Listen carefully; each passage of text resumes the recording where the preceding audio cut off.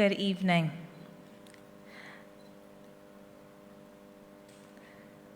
Dr. the Right Honorable Keith Mitchell, former Prime Minister and leader of His Majesty's Opposition Grenada and our featured speaker. Members of the Diplomatic Corps, members of the Senate,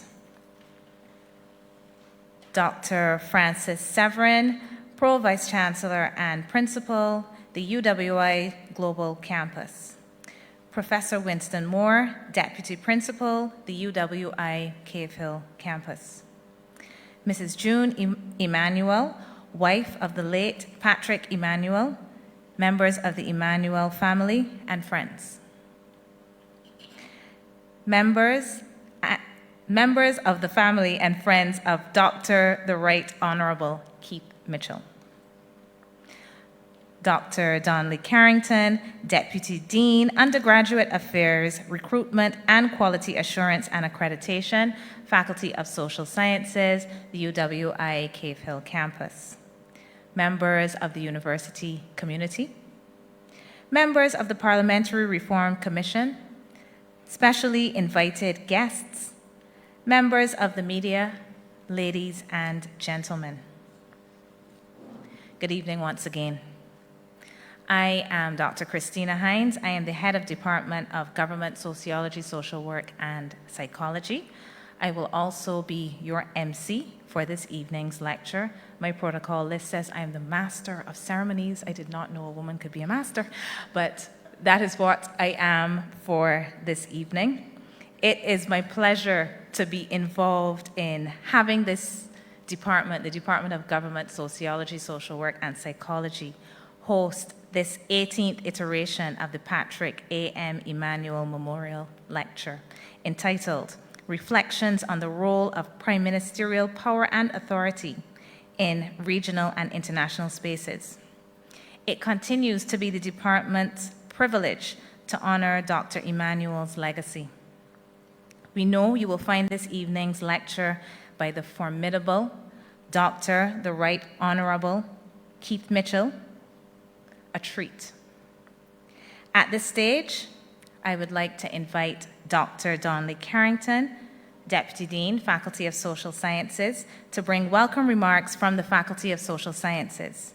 Please join me in welcoming Dr. Carrington.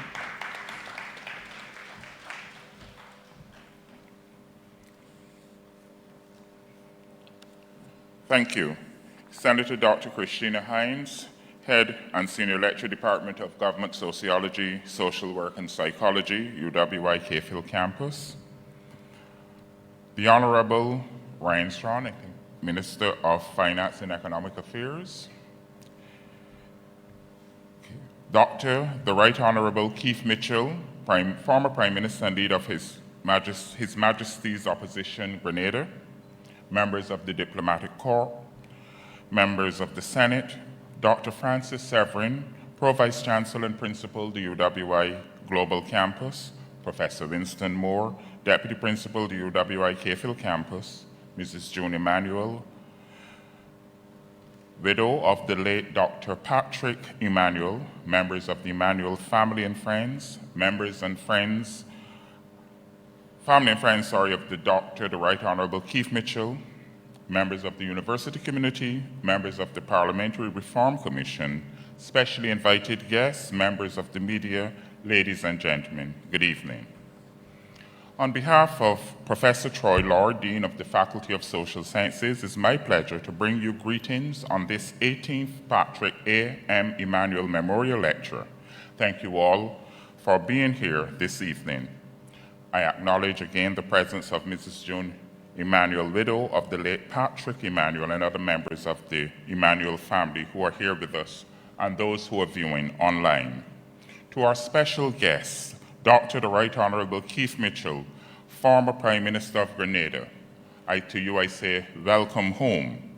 You are a proud product of the University of the West Indies Cave Hill campus, and we extend a warm welcome to you. The Patrick Emmauel Memorial Lecture is one of the flagship events of the annual calendar of the Department of Government Sociology, Social Work, and Psychology, and we thank Senator Dr. Christina Hines and her team comprising Dr. Pearson Brooms and Dr. Sandra Ocean Springer and other members of the team to keep Pat's legacy alive. I must thank Professor Cynthia Barra-Giles for her vision to initiate this memorial lecture almost about 2 decades ago.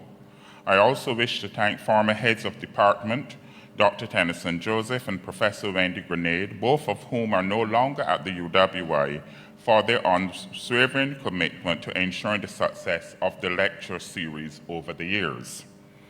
Patrick Emmauel was a quintessential social scientist. He served as the Dean of the Faculty and contributed immensely to the discipline of political science as well as to the advancement of the Department of Government and to the Faculty of Social Sciences as a whole. In the tradition of the UWI, we continue to honor the work and memory of Dr. Patrick Emmauel to keep alive his ideas and introduce younger generations to his work. Some of you may recall that in 2015, at the 10th Memorial Lecture, the then principal of the Cave Hill campus, Grenadian-born Professor V. Ewadine Barreto, provided an insightful critique of the unfinished business, Patrick Emmauel and the Caribbean political thought, and gave a charge to keep Pat's legacy alive. Patrick Emmauel was a Grenadian and a Caribbean man. His commitment to Grenada and the OECS was evident in his scholarship, teaching, and public life. On behalf of Professor Lord, I am pleased to welcome the Dr. Right Honorable Keith Mitchell, a veteran Grenadian politician, to present the 18th Patrick A.M. Emmauel Memorial Lecture on the theme Reflections on the Role of Prime Ministerial Power and the Authority in Regional and International Spaces. We know Pat would love this topic. After all, for most of his professional life, he labored in the vineyard, exploring the complexity of party politics, governance, constitutionalism, regionalism, and other aspects of the Caribbean political life. Both Dr. Mitchell and the late Dr. Patrick Emmauel share a lot in common. They both belong to a generation of Grenadian and Caribbean men who were born in the colonial period, but who grew up with the nationalist movement and developed a deep passion for Grenada and the Caribbean. Both men would go on to achieve PhDs at a time when only a few were able to do so. They both became academics, Dr. Mitchell at Howard University and Dr. Emmauel here at the UWI. Both served the government of Grenada in different capacities. Dr. Emmauel as a foreign policy advisor and ambassador, and Dr. Mitchell as a long-standing parliamentarian since 1984 and as Prime Minister from 1995 to 2008, and then again from 2013 to 2022. Hailing from Belmont and Happy Hill, one of the Caribbean political scientists par excellence, the other a quintessential Caribbean politician. On a lighter side, both men love mass, steel pan, and cricket, the essence of Caribbean life. Dr. Mitchell, thank you again for accepting our invitation. You join a list of illustrious scholars, policymakers, and activists who have explored various dimensions of Caribbean politics and societies. The lectures have always provoked our minds and inspired us to think about solutions for our Caribbean condition.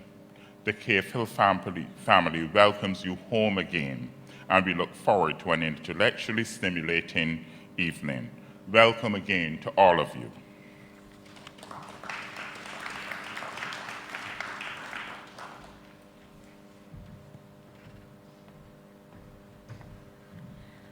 Thank you, Dr. Carrington. We move next to remarks from Mrs. Viola Blackwood. Her remarks will be delivered online. Before we go there, I think it's very important to let everyone know that not only will you be enjoying a wonderful lecture this evening brought to you from the Department of Government Sociology, Social Work, and Psychology in the Faculty of Social Sciences, you are part of our 60th anniversary celebrations at Cave Hill. Every event this year is part of the celebrations, so welcome to celebrating with us. And it is also double anniversary, the 75th anniversary of the UWI. So very special welcome to you all in participating in our celebrations. And we move next to some online, we're using the technology tonight, remarks from Mrs. Viola Blackwood, niece of the late Dr. Patrick Emmauel.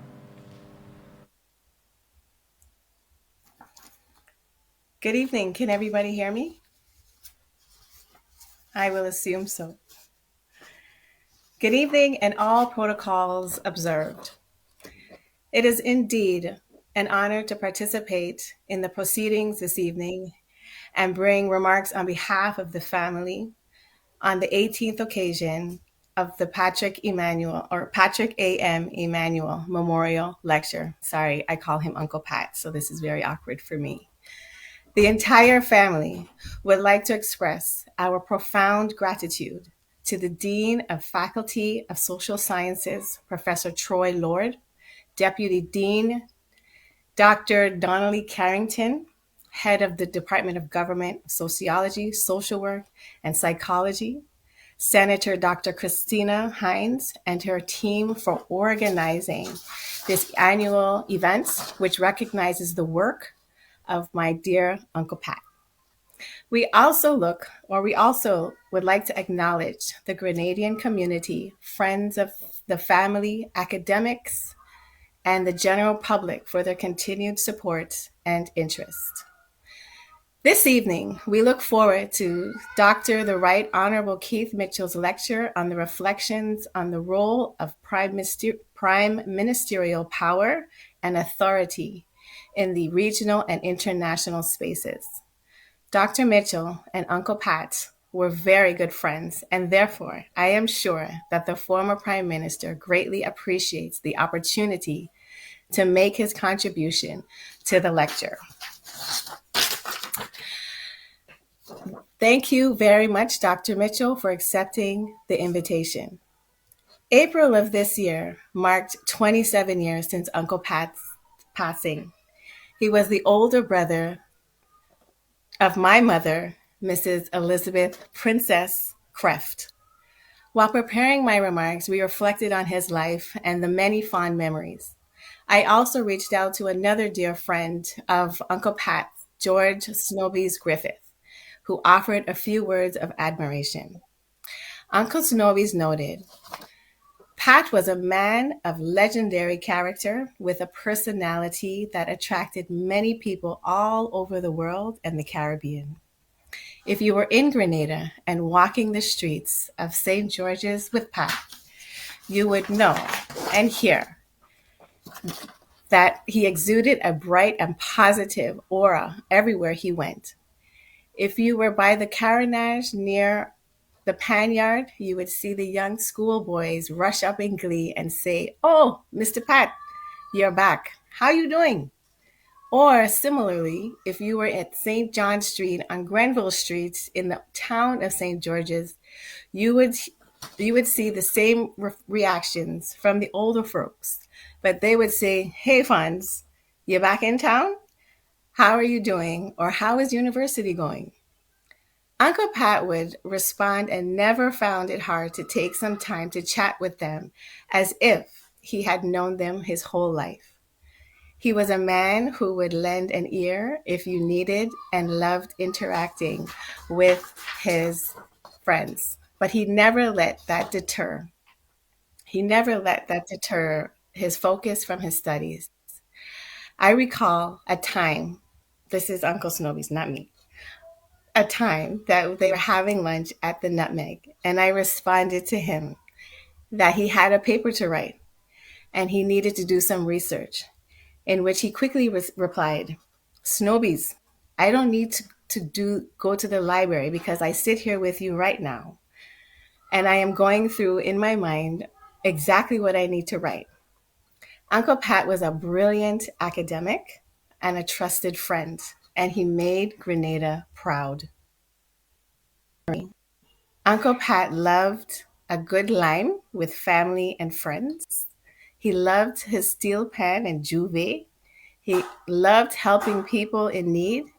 He loved debating regional matters and politics with his peers and his students.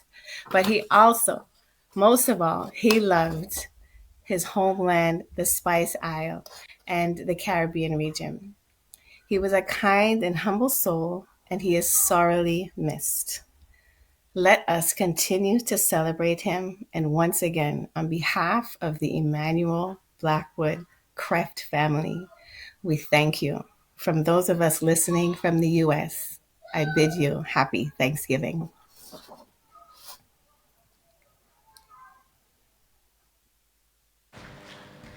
Thank you, Mrs. Viola Blackwood. Happy Thanksgiving to you.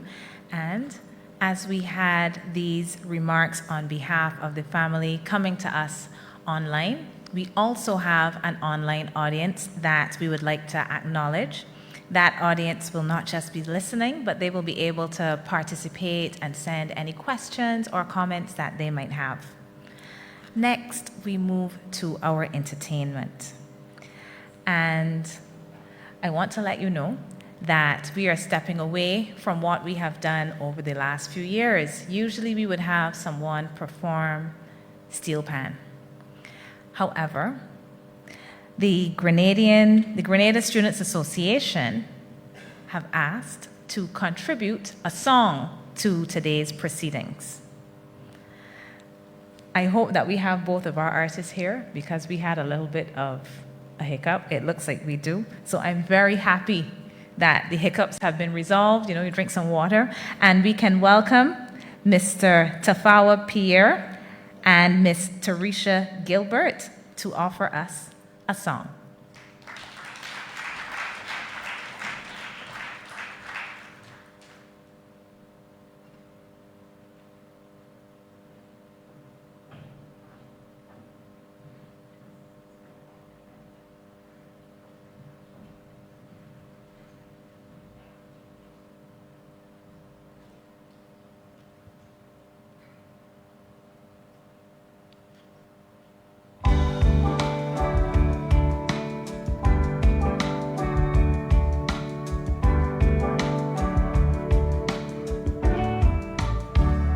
Stepping off the plane, it's so easy to breathe again.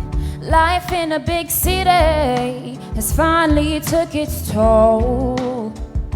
And it's been so long, and now I'm finally home. And what better place to rest my weary bones than on this beautiful island where there's so much to see. Every corner I turn, there's something there to remind me of my beautiful nation and what it means to me. Not a thing out of place, that's what's special about it. And do you hear? It's the songs the birds are singing. Do you hear?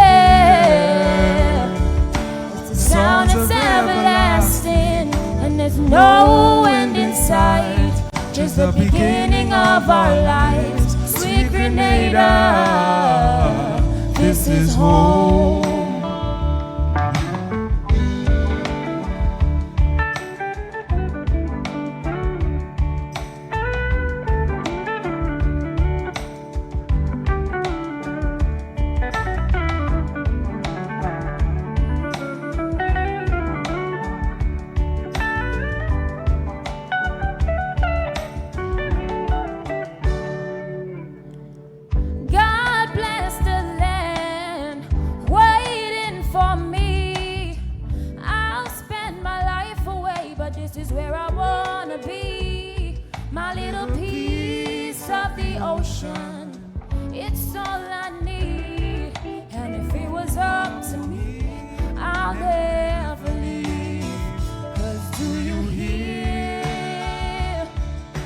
Song songs the birds are singing. Do you hear?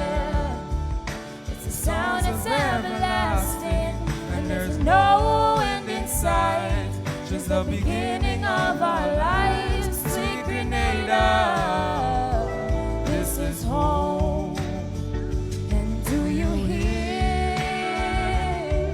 It's the songs the birds are singing. Do you hear?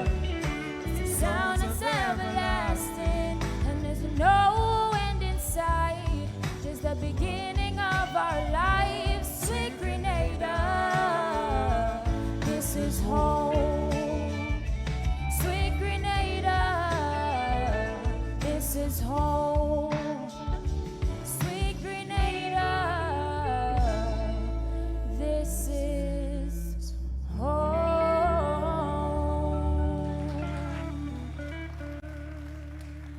Thank you.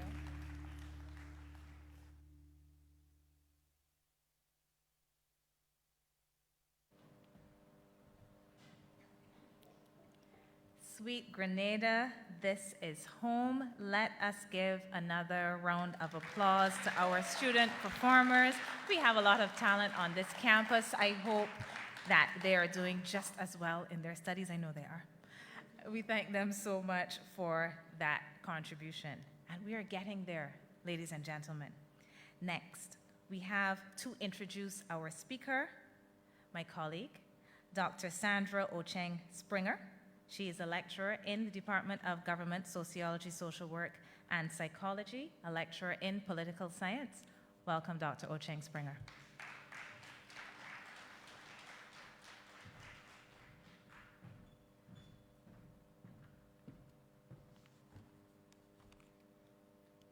Senator Dr. Christina Hines, Head and Senior Lecturer, Department of Government, Sociology, and Social Work, the UWI Cave Hill campus. Dr. the Right Honorable Keith Mitchell, former Prime Minister and leader of His Majesty's Opposition, Grenada, and our featured speaker.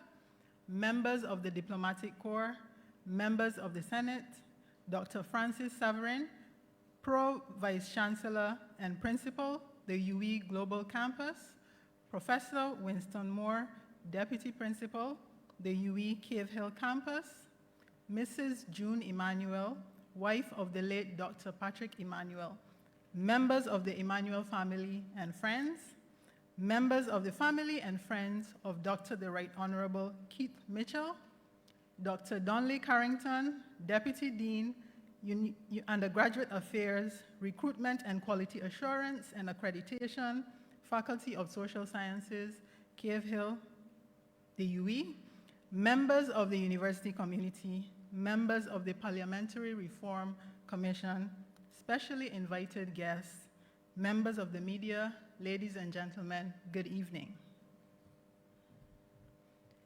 Tonight, I have the pleasure to introduce our speaker, Dr. the Right Honorable Keith Mitchell, and the snippet at the back of your program should give you a little bit of insight into the man that is Dr. Mitchell, someone whose public service we have all had the benefit of observing over time.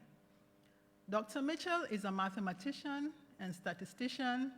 He gained a Bachelor of Science degree in mathematics and chemistry in 1971 from the University of the West Indies Cave Hill campus, followed by a master's degree from Howard University in 1975 and a doctorate in mathematics and statistics from American University in 1979.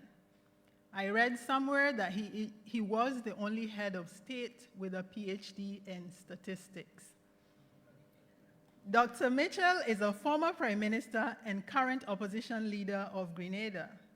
He successfully led the new National Party to victory in general elections on 5 different occasions, including an unprecedented sweep of the polls on 3 occasions. You seem to have set a precedent. He is one of the longest-serving prime ministers in the Caribbean and a political stalwart in Grenada. Last December, Dr. Mitchell celebrated his 38th anniversary as elected parliamentarian. Dr. Mitchell has also served in different capacities at the regional level as CARICOM Chair, as Chair of the Board of Governors of the Caribbean Development Bank, as Chairman of the Ministerial Council of the Association of Caribbean States, as Chairman of the OECS, as Chairman of the RSS, as lead head of government with responsibility for science and technology in CARICOM's quasi-cabinet, just to name a few. At the international level, he has represented Grenada at various UN meetings, at the Commonwealth Heads of Government meetings, at AOSIS, and as chairman of the Small States Forum at the World Bank, among other fora.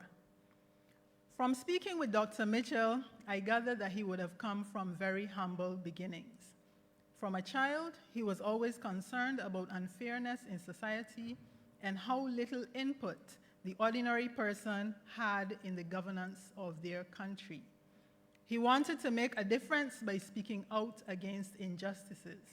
As a young man, he had a great platform to do so in the classroom. He was a secondary school teacher at Presentation Brothers College, his alma mater, and at the tertiary level, he taught at Howard University. This is where he felt he could positively influence the lives and thinking of many young people. His transition into politics was a natural one.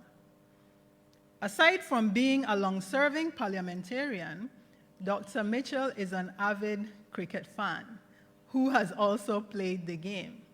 In fact, he was a member of the Grenada cricket team in the 1960s and 70s, and also served as captain of the team. In a conversation with him yesterday, he spoke fondly of his time in Barbados as a student at Cave Hill campus, where he captained the team for some time. From his time in Barbados, I think Dr. Mitchell would have developed certain deep connections to Barbados that I will not delve into. Dr. Mitchell, I know that similar to so many of us in this room, you were upset when the West Indies team failed to qualify for the World Cup this year. You have been very vocal about West Indies cricket, and as the outgoing chairman, CARICOM chairman in 2018, you raised the issue of West Indies cricket as, and I quote, a burning issue for which our community must take due responsibility, end of quote. I could say so much more about West Indies cricket, but that would require a whole lecture in and of itself, but let's just say there is never a dull moment. I also learned that Dr. Mitchell is an early riser. He's in office by 6 a.m. every morning. He's also a boss at Domino's, and he would have shared many a six love, both home and abroad. Dr. Mitchell has had a remarkable journey of leadership and service. A keen supporter of regional integration, he has made a call for the development of more inclusive mechanisms between integration arrangements and demands of the people, as well as other issues critical to development of the community.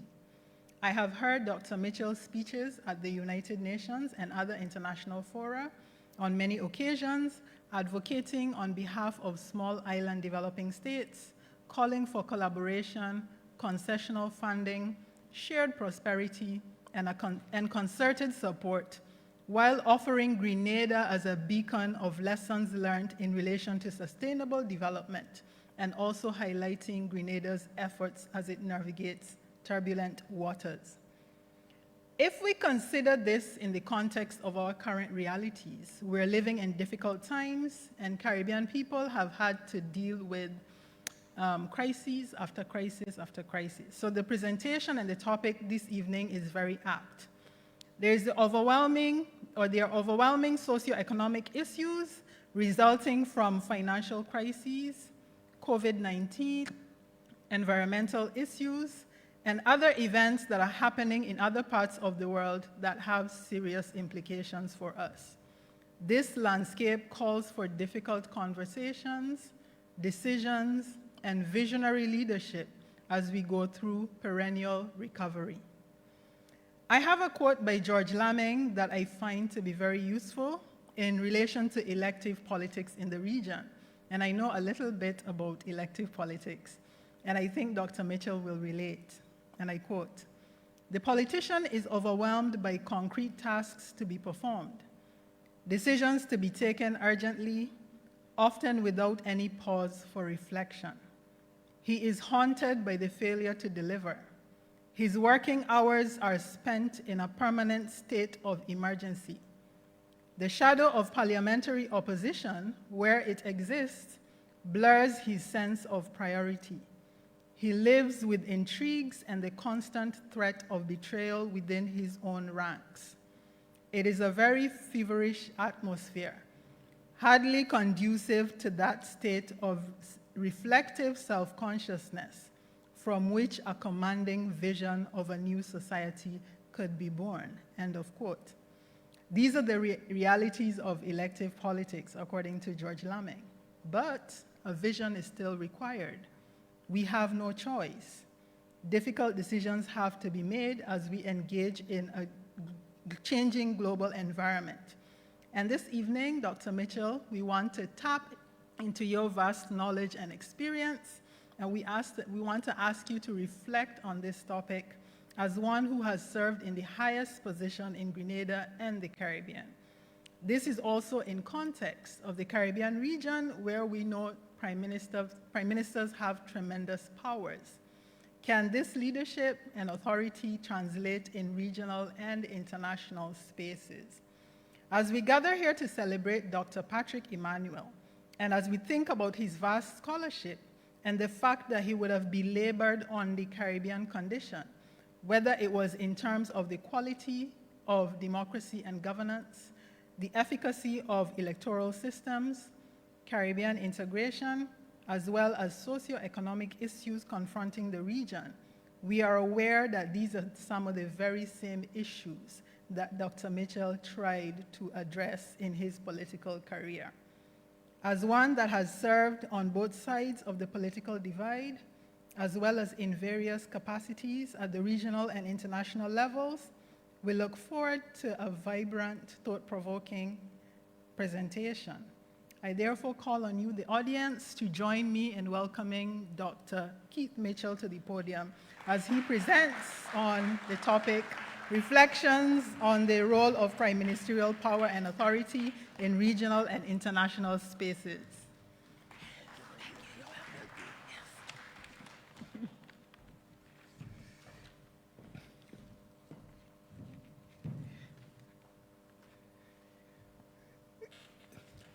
Let me say a special good evening to all my special friends who are here this evening. And firstly, let me recognize the Honorable Senator Christine Hines. And of course, I ask you and beg you to allow me to stand on the protocols that she has already presented, because if I start to talk about who I know very well here tonight, we might take half of the time that I have. So friends, let me begin. Of course, it is certainly a special honor to have been invited here this evening at my alma mater. And as I was driving to this place, when the taximan said, "We reach," I said, "No, this is not Cave Hill." I did not recognize the place. And then I stood outside there and they told me that there is a session going on for independence, and that's the field there, so I thought it was my old cricket field. They said, "No, it's on the other side of the campus." But I am happy that you invited me here. At the time, of course, recognizing this as the 18th lecture, a memorial lecture of our distinguished friend and a distinguished Grenadian, Patrick. And therefore, I would reflect this evening on the topic provided, the role of Prime Ministerial power and authority in regional and international spaces. Colleagues, before I begin, let me just say this about Pat. That's how I used to call him. When I entered the Presentation College in early 60s, Pat was already in Form 5 and was known as one of the star students at the Presentation College. And we had an excellent relationship because from that day, the early period, I was involved in cricket representing the school's cricket team. And I see my captain here today, former ambassador, U.S. ambassador to Barbados, Roland Bullen, who's here with us today. And friends, you know, what I specifically always remember Pat for is, you know, he established this consultant organization called Cadres. You know that? Pat was never wrong. And all the results of his survey that was done, you could put your life on it. And I did put my life on it. And I could say to you, had it not been for Pat's this poll that was done in the late 1994, just before the general elections in 1995, I probably would not be standing here with you as a former prime minister. That's a fact. Because when the results of that poll came out, he did call me and invite me to have a good look at it and study it carefully. And out of the 15 seats in the parliament of the country then, we are ahead in only 4 out of 15. And the election, as you recall, was in June 2022. June 1995, yes. So we had to decide which other 4, at least 4, we have to go at. And I sought Pat's advice and got some advice. And this is exactly what happened. We went 5 areas where we put the little resources that we had into 5, and we ended up with 4. So we won the general elections, big surprise victory to most of the public service in Grenada at the time, 8-7. So Pat would always be remembered for having helped me to win that general elections in 1995. So I had to speak to that here before I begin. Friends, this 18th edition of the Emmauel Lecture Series is certainly occurring at a time of crisis on so many critical points: geopolitical, economic, social, environmental, just to name a few. Indeed, in our Caribbean region, we continue to confront ever-increasing challenges. On the macroeconomic front, from climate change and climate risk to poverty and food insecurity, and a pandemic of crime and violence facilitated by the trade in illegal weapons. We also are witnessing widening geopolitical faith lines, which must be carefully managed to avoid the emergence of tensions and the adoption of divisive, entrenched polar positions among small states. Studies of small states tend to focus on the nature of the vulnerabilities, without considering that these countries have managed external pressures in different ways.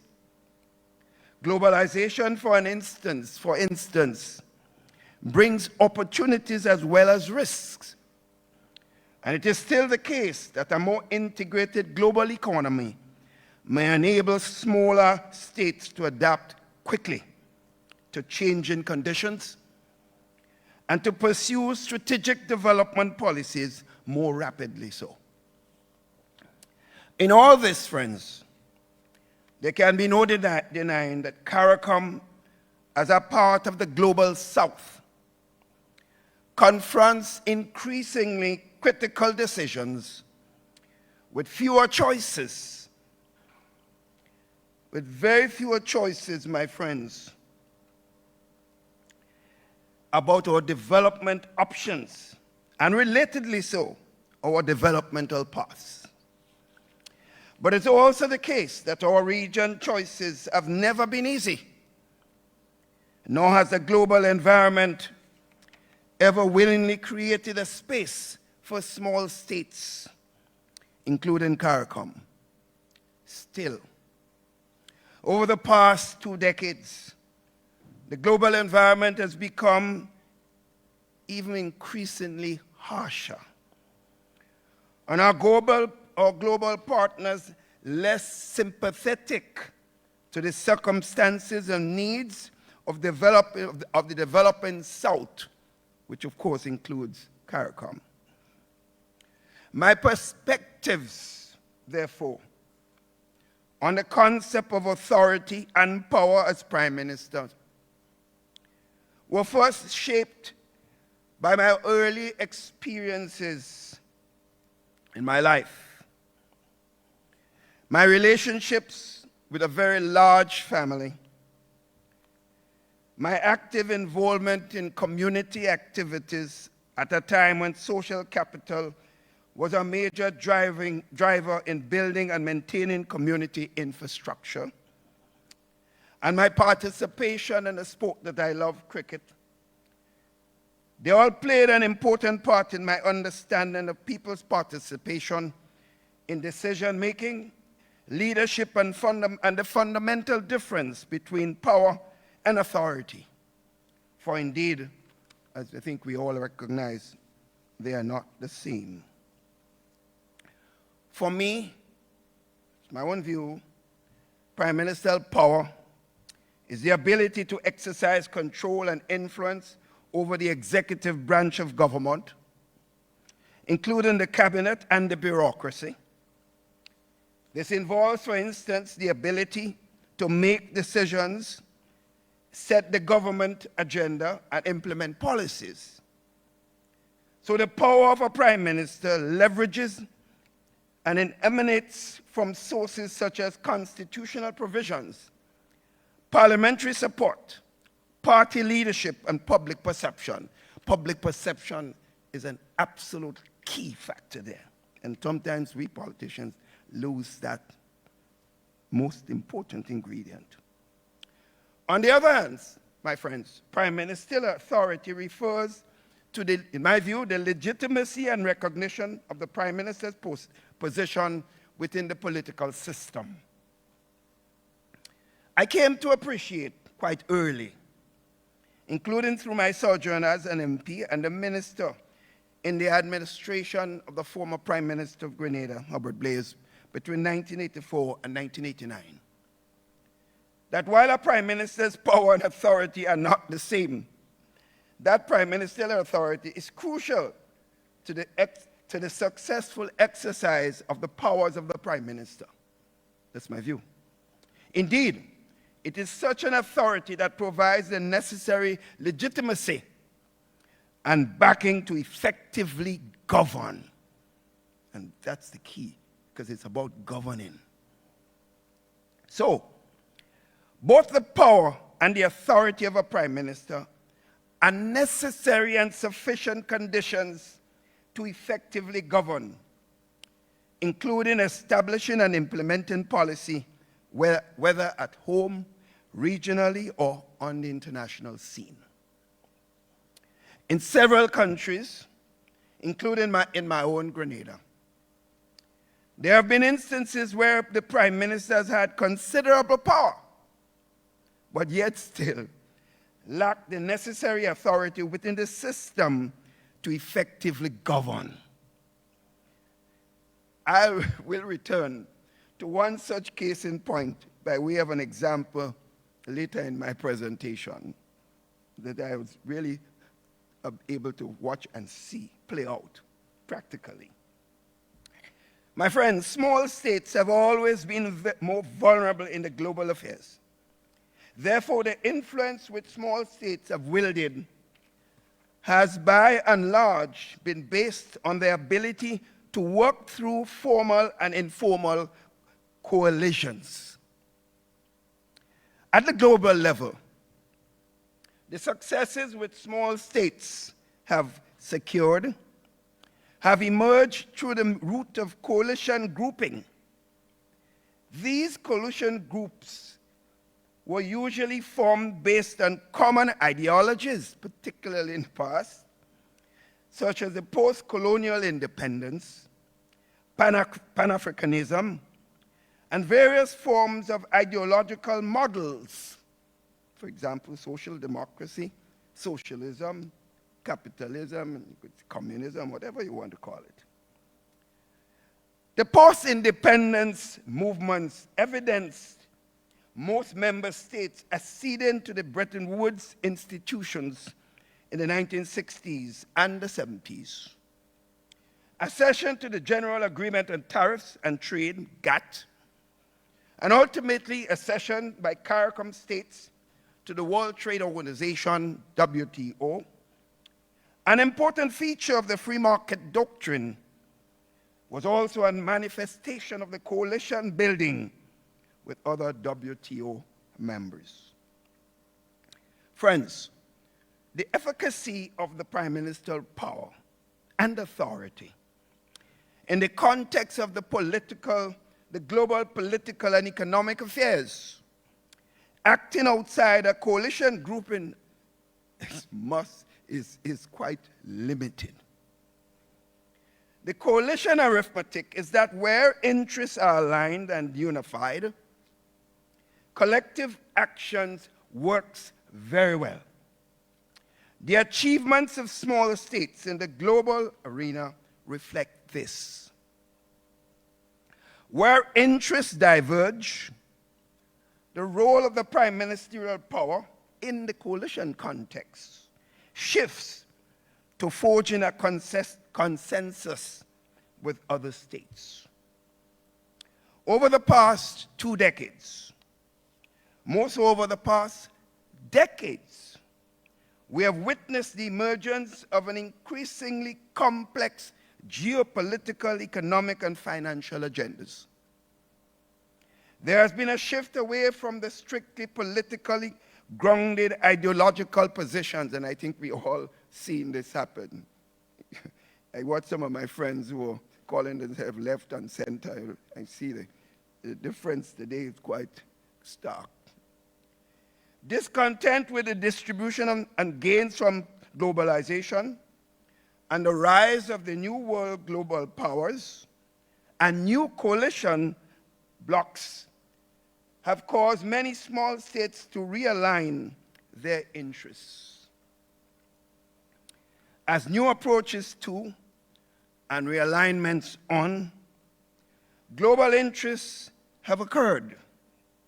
Energy security, control of global financial architecture, global security, these have emerged.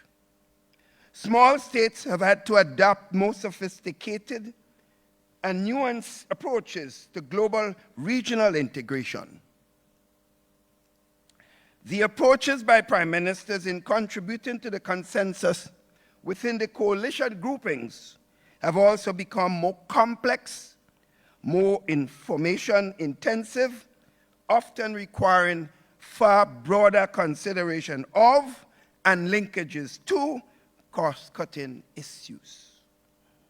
By far, friends, the most important ingredient in coalition building is the maintenance of trust and cohesion among the coalition members, even where differences exist. Across the various electoral cycles, I have always applauded the ability of colleague heads of government in the region to maintain cohesion among CARICOM member states. And this has been an invaluable asset that has held the region together, even on potentially very divisive issues. This attribute, friends, by CARICOM heads, of managing diverse views without affecting the cohesion of the coalition will be particularly important in the coming years, given the rapid changes to the international system occurring in the shift from bipolarity to multipolarity. CARICOM solidarity must remain grounded in the shared norms and values, such as the rule of law, the Caribbean as a zone of peace, based on respect for the principles and rules of international law, including the international instruments to which small states are party to, and the principles and purposes of the United Nations Charter. The authority of a prime minister that a prime minister possesses as a head of the executive is not unbridled. I found that it is extremely important for elected officials and for the prime minister to ensure that his cabinet colleagues and the people remain with him in the exercise of executive power. It is sometimes very easy in the possession of power to forget that basic fundamental principle. The power can easily go to our heads, and we tend to see ourselves as semi-gods sometimes and forget there are others there sitting, watching, and examining what we do. So showing respect for every single one member of the team, that respect, because I've seen it the other way, and I've seen the damages that are done to some of us in our region. So I always believe, see this word called humility? If you lose that, you're gone. It is easy to go off in a certain direction, believing you are a semi-God, and lose that basic concept of the human touch, and everybody around you can see it except you. The period following the passage of Hurricanes Ivan and Emmauel, 2004 to 2005, friends, was without doubt the most challenging period of my stewardship as Prime Minister. None of you in here would ever want to be in that position. I thought the morning after Ivan and looked at the country and couldn't believe everything was on the ground. And you could imagine the stress, the impact on me personally. And at the same time, you had the responsibility to lift people up while you yourself needed a lot of lifting. It was extremely difficult. I can't forget. I give you a little joke. I was coming out from my home after Ivan. I had a chance to survey, and I was at a road junction close to my house, and I saw about 40 to 50 young men coming up the street. And when they reached to me, I wondered, well, where these young guys coming from? They said to me, Prime Minister, we're going home, eh? When you're ready, come for us. We come out from the Richmond Hill prison.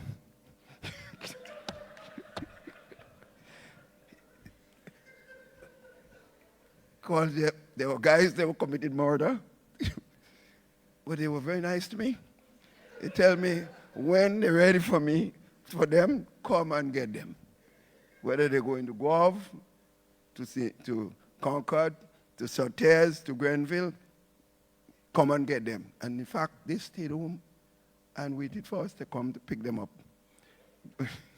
So there's some good stories, but I will never be able to forget this. I went home and I had a good drink. I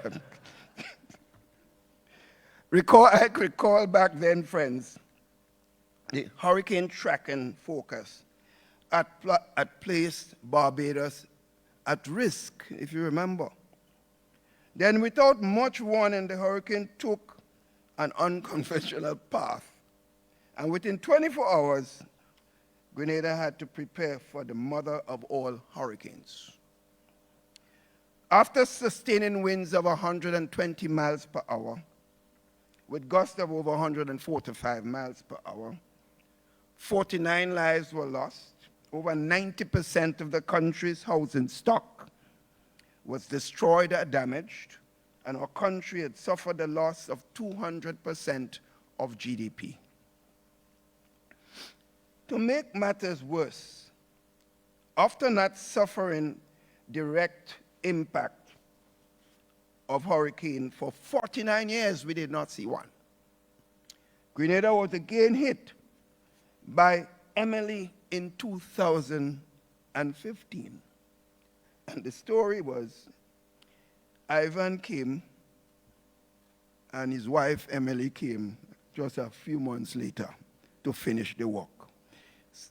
So most of the country, south and other places except the north, was hit hard by Ivan, and Emmauel came and he took the north. So all the nutmegs and so on we thought we had saved from Ivan, Emmauel took them down. Friends, rebuilding requires a number of major difficult decisions, which were only possible because I had the support at political authority of the cabinet, senior technical team members, the public servants, and the Grenadian people. People got together. It was a feeling that we are all in this thing together. So the only how we can recover is if every man put their hands to the task. At the global level, friends, the international political relationships, including the various alliances with like-minded political parties in the developing countries, the developing South and the Caribbean were also critical to securing the resources and development space for economic reconstruction and building that Grenada had. Friends, I give you this story of peace. I had a very special relationship with George Bush, the second George Bush, the son of the former president. As a member of the International Democratic Union, I was made the vice chairperson responsible for Latin America and the Caribbean.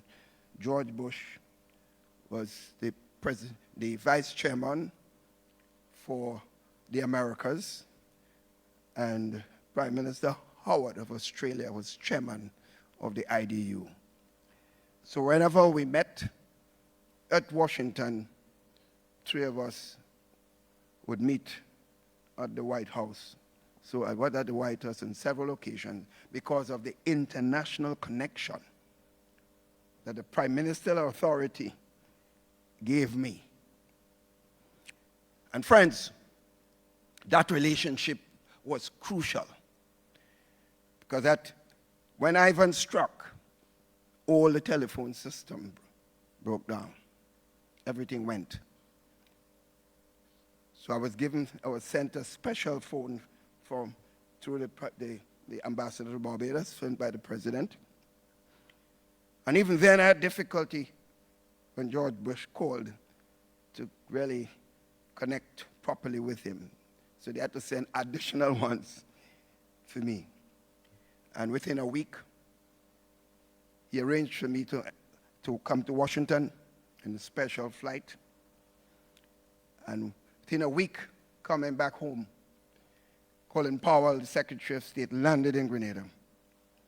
And he stayed with me for an entire day, not leaving my sight. I suppose he saw that I was clearly a battered person. How he knew it, I don't know. And within 2 weeks, the U.S. announced $50 million cash for Grenada. It's the first in my experience that America was so kind in its cash to the region on a single issue. And in fact, the mobilization of other resources, supplies, and so on. All that was so crucial in what took place. I have more to say, which I am doing in my autobiography, which I'm now writing. But I also want to mention the support of the Caribbean people throughout the entire Caribbean. We would never be able to forget this. Of Venezuela, Barbados, Trinidad, everyone, the OECS, just named Guyana, everybody. It was like a brother in trouble, a sister in trouble, and they were there. And that made you feel more of a Caribbean person, because you know that is who we can depend on most in time of trouble. The ability, friends, to marshal the whole society approach with stakeholders, the ability to leverage international relationships, the sacrifices of the Grenadian and Caribbean people, also including our diaspora support, Grenadians and Caribbean friends in North America and Europe. All these friends were key factors in the successful rebuilding of our country. I will never be able to forget in our own country the support of the churches, the religious community, the trade union movement, the business community, the NGO community, and the people as a whole. This was a time that we felt proud of our people. The confidence placed, therefore, in the authority of the administration to forge important compromises and to implement the changes necessary were critical to our successful recovery. The impact of Ivan and Emily on our country's debt was catastrophic. We were forced to default on our international debt with creditors, and we spent an enormous amount of time negotiating debt restructuring with creditors and bondholders. Ironically, friends, it was these lessons learned from 2004-2005 period that later led Grenada into the 2015 debt restructuring process to pioneer an innovative clause called hurricane clause in any bonds that we undertake. This is a crucial thing. And it's a reminder that while we look towards our regional friends, our international friends, the story is told consistently by our grandparents. Charity begins at home. So at that point, there were no savings at all that we could have said, this is our part, help us with this. There was none. So in the restructuring of our country in 2015, an important aspect of this, that we had to use a portion of our savings and be responsible enough to put aside for what we call the wet days. So that when we started the whole concept of the CBI and Citizenship by Investment Program, we put aside 40% of the revenues from CBI into a special fund, so that in case there is any disaster, hopefully we have none, but you know, these days is not if, but when. Whether it's earthquake, storm surge, hurricane, we have to prepare ourselves.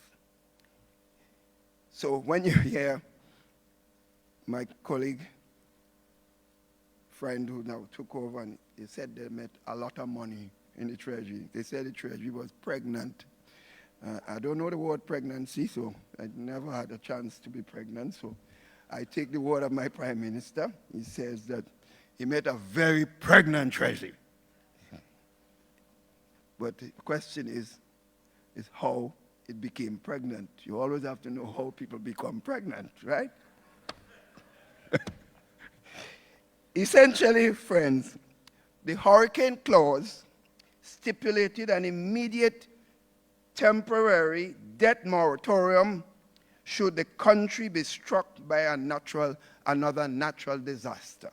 That was in our structural adjustment program.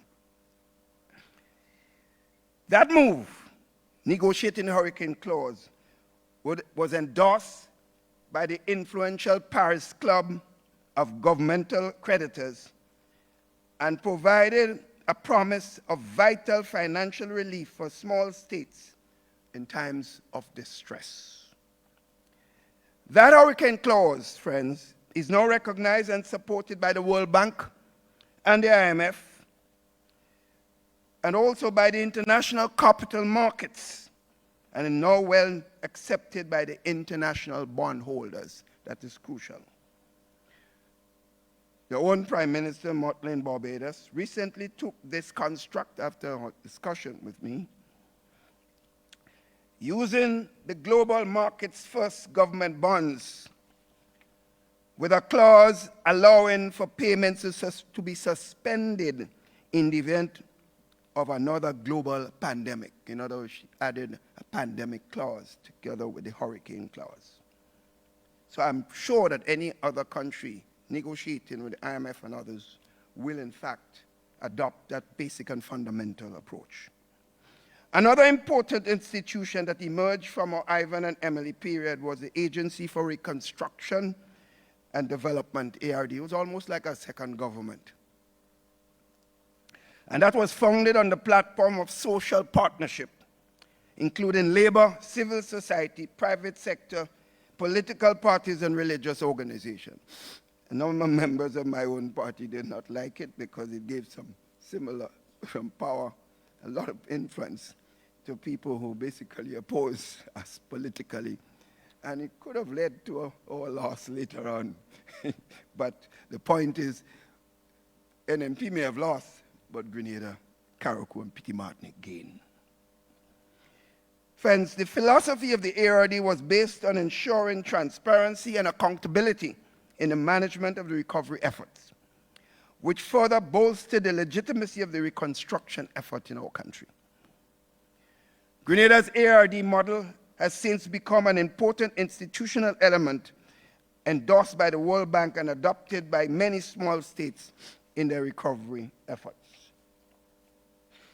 It is no secret that the global financial crisis of 2007 to 2008 transmitted disproportionately so significant shock waves through the economies of small states. That's a fact. For us in Grenada, the financial crisis compounded the negative effects of an economy that was still in recovery mode after the two disasters. These implications of crisis on our recovering economy, coupled with the adjustment fatigue among the population, as I said before, may have led to the loss of elections in 2008. So although people praised the effort of the recovery, we got regional acclaim, international acclaim, Grenadians say no, because everybody would like to see the house rebuilt overnight. Everybody wants everything, and very little patience, and you understand how things work. But Grenada, as I said, won. when when the electorate gets wary and when they want to try something new, not even political authority could save us.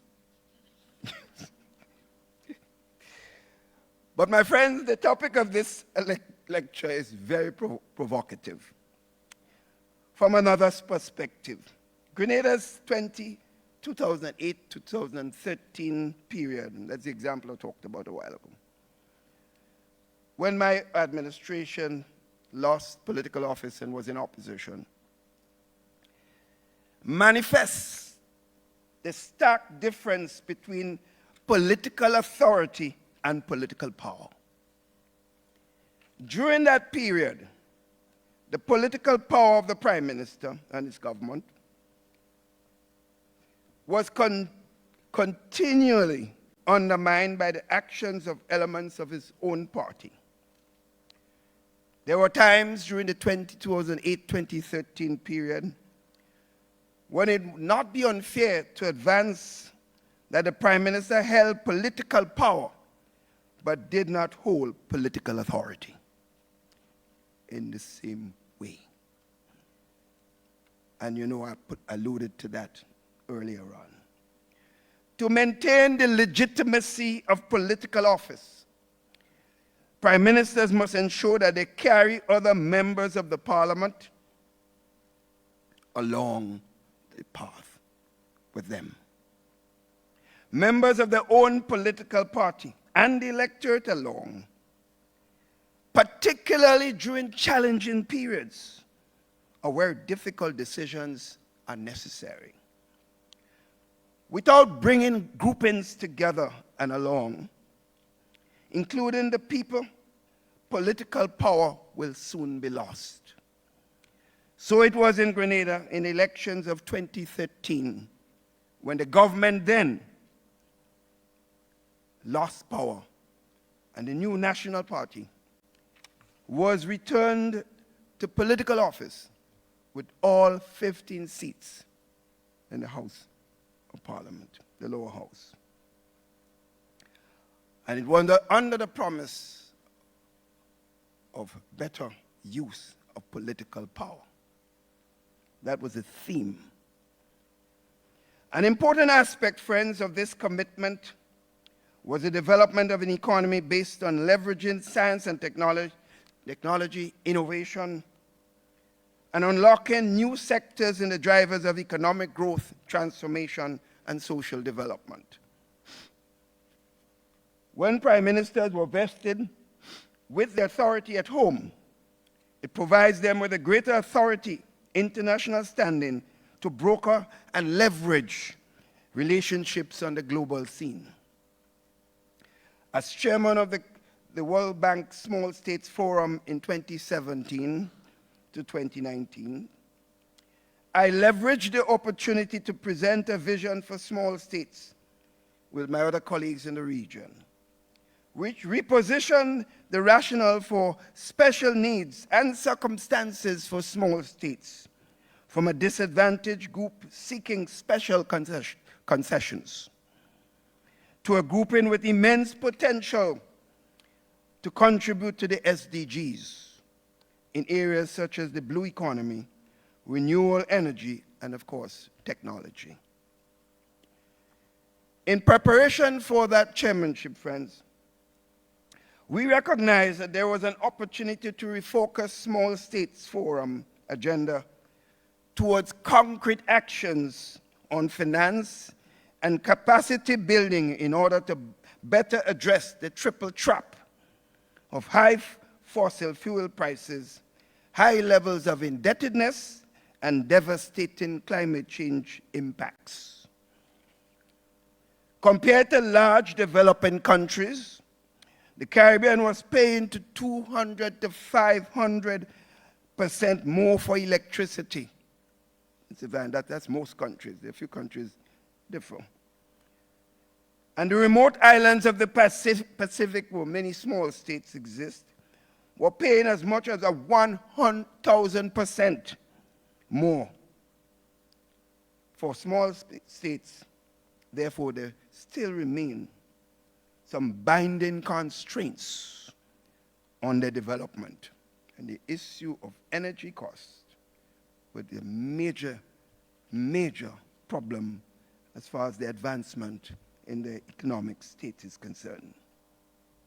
We proposed then that the small states, either, that's the World Bank soft loan window, allocation at times should be increased, was increased by 50% from $50 billion to $75 billion.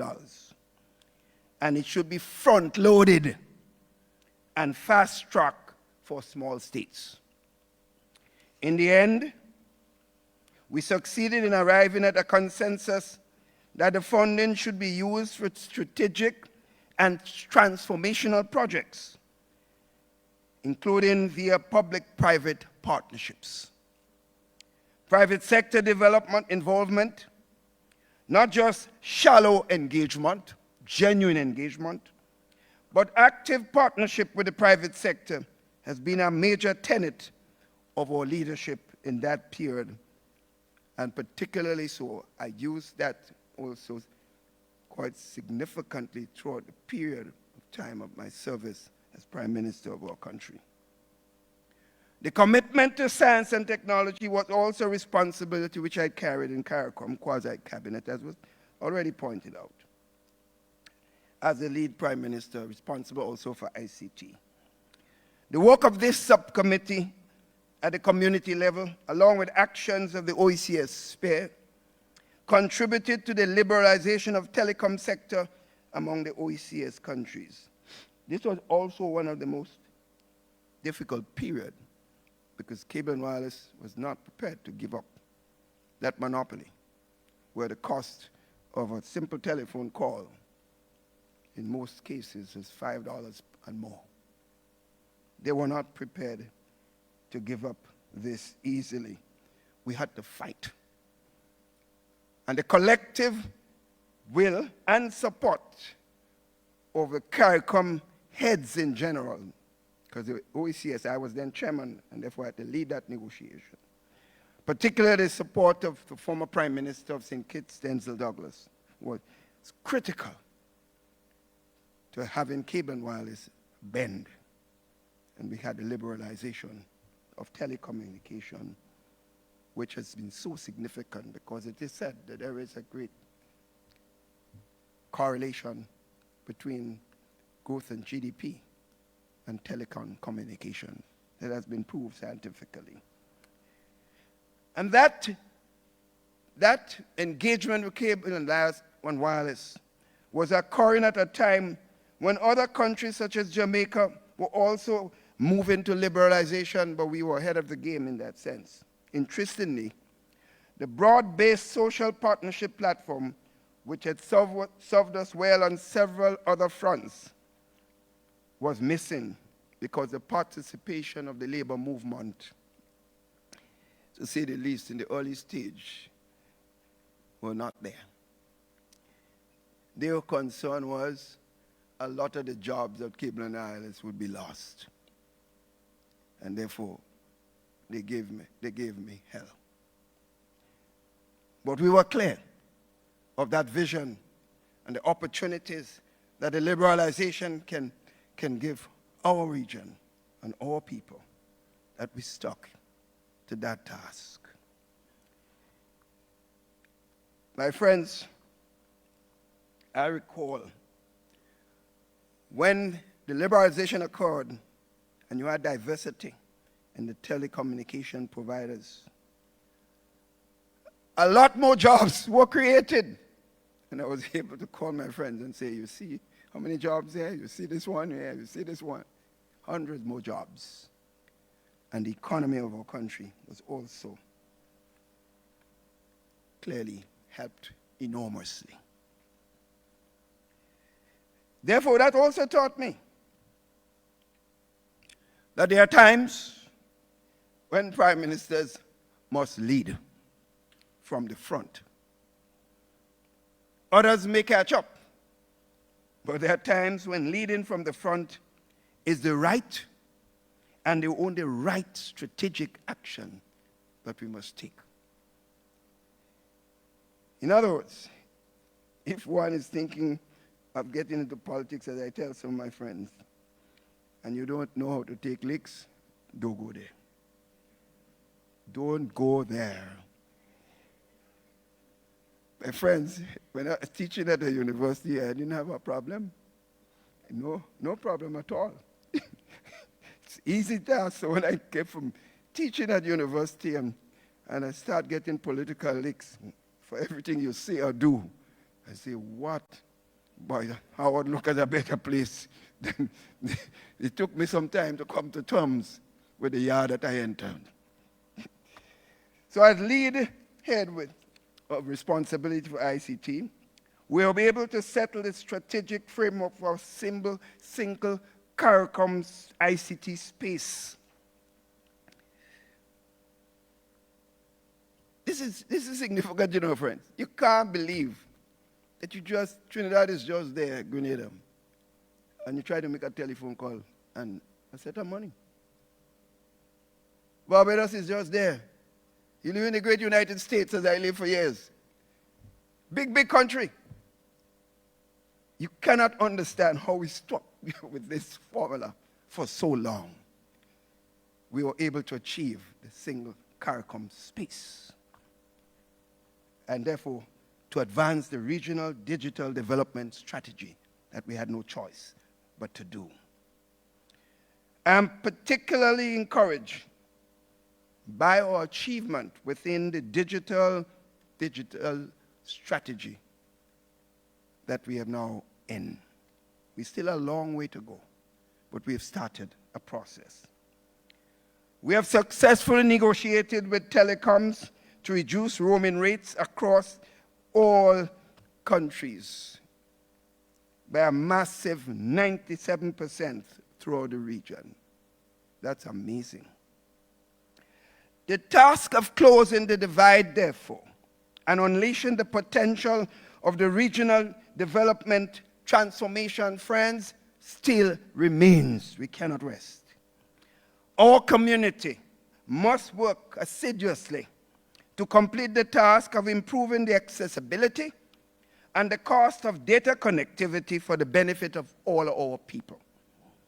In this regard, an important action must be forging a consensus and an action plan with assigned roles, responsibilities, and time frames among the various stakeholders, telecom operators, users, representative bodies such as the Caribbean Association, the National Caribbean Association of Small States, National Telecommunication Association Organization, CANTO, the Caribbean Telecommunication Union, CTU, the universities, regulators, the CARICOM ICT Working Group, and private sector and labor.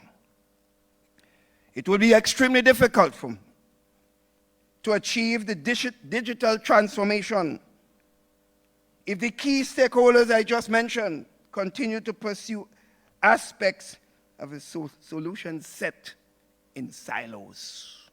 We all would lose. Our community, therefore, is also challenged in making the investments required for 5G capabilities and to expand the digital access.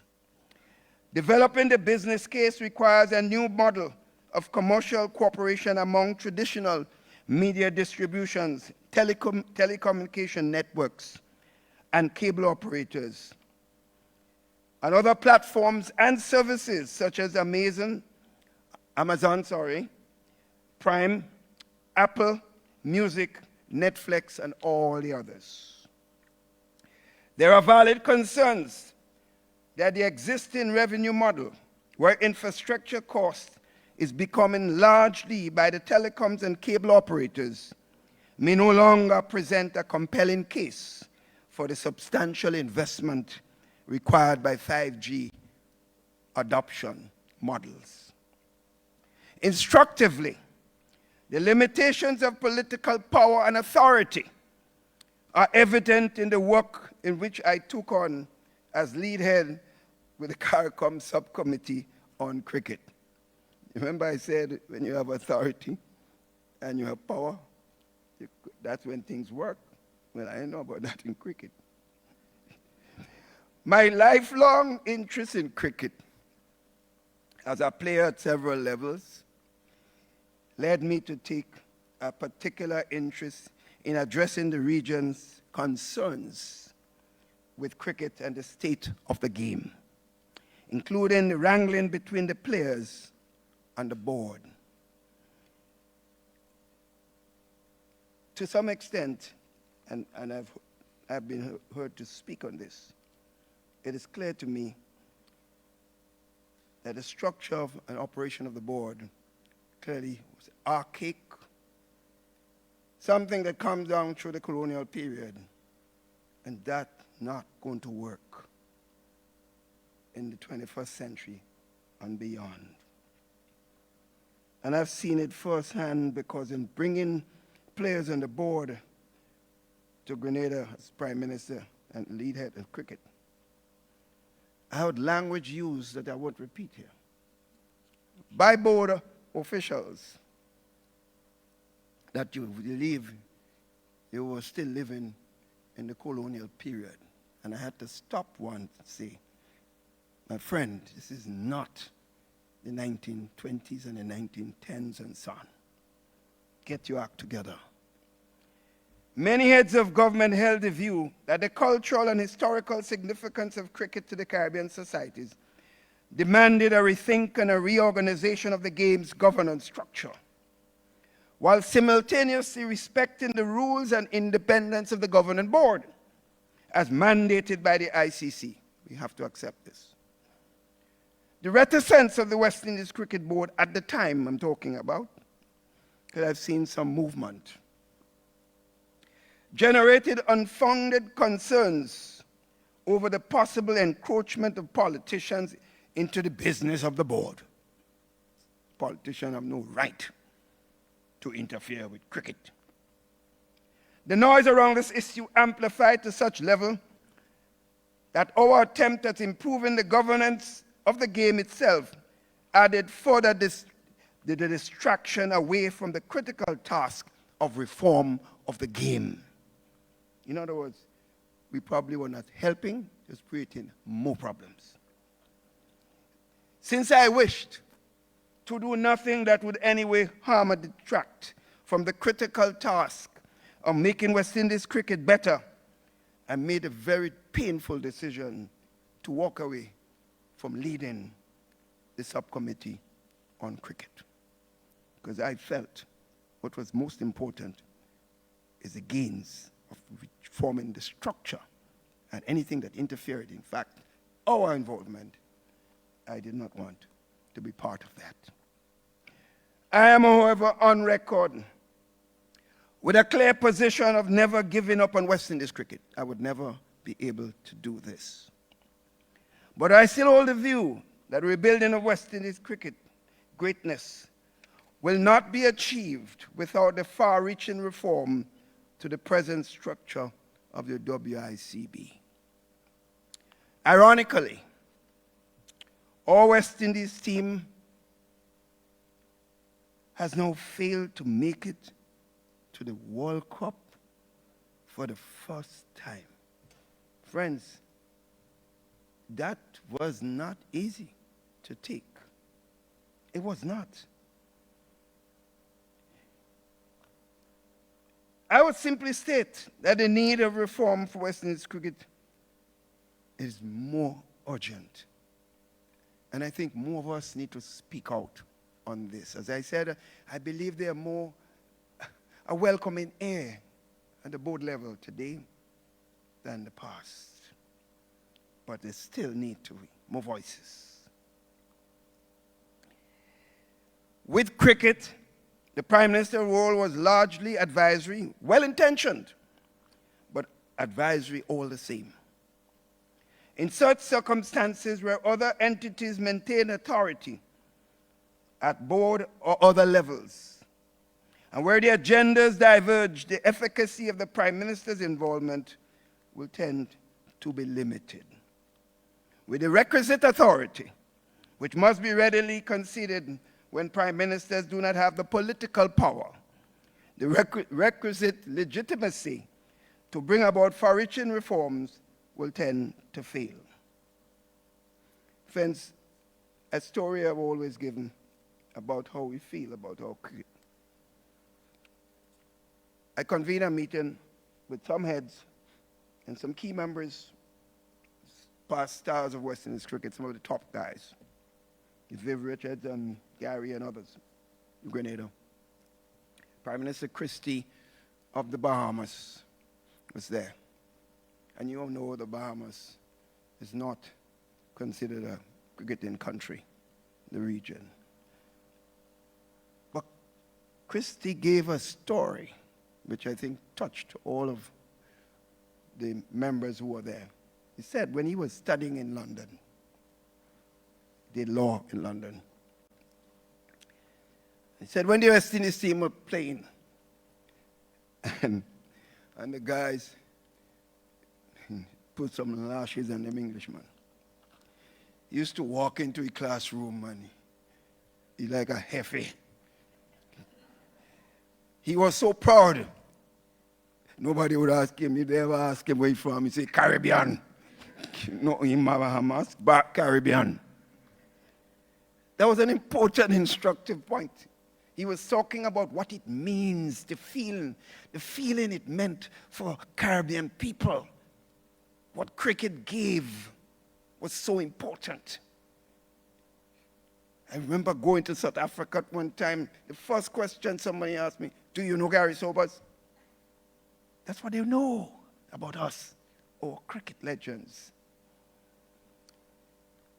Therefore, friends, what remains clear to me is that the whole of the Caribbean community construct that cricket represents our people and how we feel about ourselves. The recent pandemic stress tested the limits of Prime Minister's authority, as I attempt to close, and power in virtually all our countries. This was an exceptional period where special legislation, Emergency Powers Act and regulations was required to give the government far-reaching powers that otherwise it was not vested with. Experience guided my actions as Prime Minister, and the administration which I led exercised the authority and power under those acts carefully and with great sensitivity. Our management over COVID period was deemed a success by the population and the regional community at large. But COVID-19 reinforced the relevance of regionalism and CARICOM states actively, collectively working together in achieving the common objectives. The pandemic also highlighted that even with collective actions, the global force of small states when it came to accessing vaccines and critical health supplies was still very limited. The negotiating capital of CARICOM, however, was bolstered when larger coalitions were formed with the African Union through alliances and partnerships with the international development partners and agencies, such as the Pan American Health Organization, PAHO. In conclusion, friends, in my respectful opinion, Prime Ministerial authority and power are nothing without a leader's inspirational motivation, with the innate ability to articulate one's vision while moving others to follow. To quote from the great political intellect, Warren Bennis, and he said, "A vision is effective only to the extent that the leaders can communicate it in such a way that others come to internalize his vision as their own, unquote. Sisters and brothers, this concludes my little piece that I have for you here at my very nice and special alma mater, the Cave Hill campus of UWI.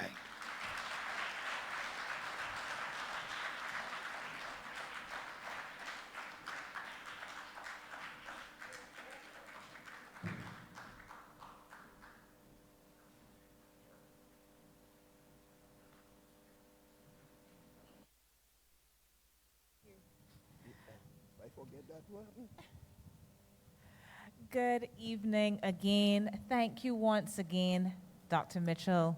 That was quite a talk. I know that sometimes when we ask our students to attend these talks, we tell them they can get a few marks if they can do some things like summarize. And I think they are happy, those of them who are here, that that was not assigned, because you certainly took us on a very generous tour. I thoroughly enjoyed that.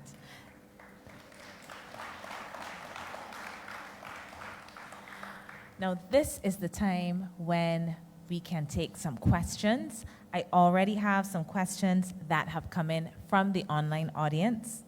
For those of you who would like to ask questions, you can just raise your hand, and we have some people who will be coming around with a microphone so that you can be heard. I would like to begin with one of the online questions, but if anyone has a question, please make yourself known, and we will get a microphone to you. So I have quite a long question here to begin with. It's a statement and a question. This is from the online audience.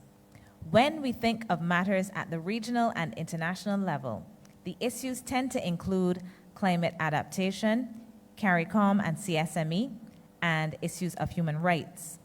Yet, when it comes to implementation, concerns of sovereignty become paramount, and this is where the powers of the PM really come into play as the chair of cabinet. Yet, we have the implementation deficit, particularly at the national level. Those looking from the outside in have attributed this deficit to the lack of political will. Is this the case? And what is the general public missing as it relates to the implementation deficit regarding national implementation? So, is political will lacking, and what else might be lacking? Well, I think I could understand the concerns with the question raised, because having been there at the CARICOM heads level for a long time, I understand this question has come up several times. I think the leadership of the CARICOM leaders is critical in this stage, because we have to become clearer and clearer that while we have our local issues, and that while we have to be concerned of the dynamics of the political equation in our countries, that the bigger picture of CARICOM and its image is also crucial. And in the final analysis, when CARICOM gains effectively, we all will gain. But unfortunately, the cycle of the 5-year cycle, when it comes around, a lot of times we tend to think of getting back into political office. And that is where I believe a lot of the emphasis fails. So I think it requires more guts. As I said before, when you're in leadership, we have to accept the fact, sometimes I believe if we have to face the possibility of political loss, and the region gains, in the end, I believe we gain. So I think we just have to we just have to take the tough decisions and do your best to communicate to our people. The social media platform gave us enormous platforms in which to get messages over. And of course, having the strong public relation program and institution would be crucial, because you have to bring your population along. I think these are going to be crucial things. And I think if we work together as a unit, I think in the end we will protect each other individually by collective actions. Because then we can point to, that is what the others are doing. What do you expect me to do differently? So I think the political will and the strength of the Prime Minister is crucial in that context. Thank you. Do we have other questions? We have one question from the audience. Two questions, I see.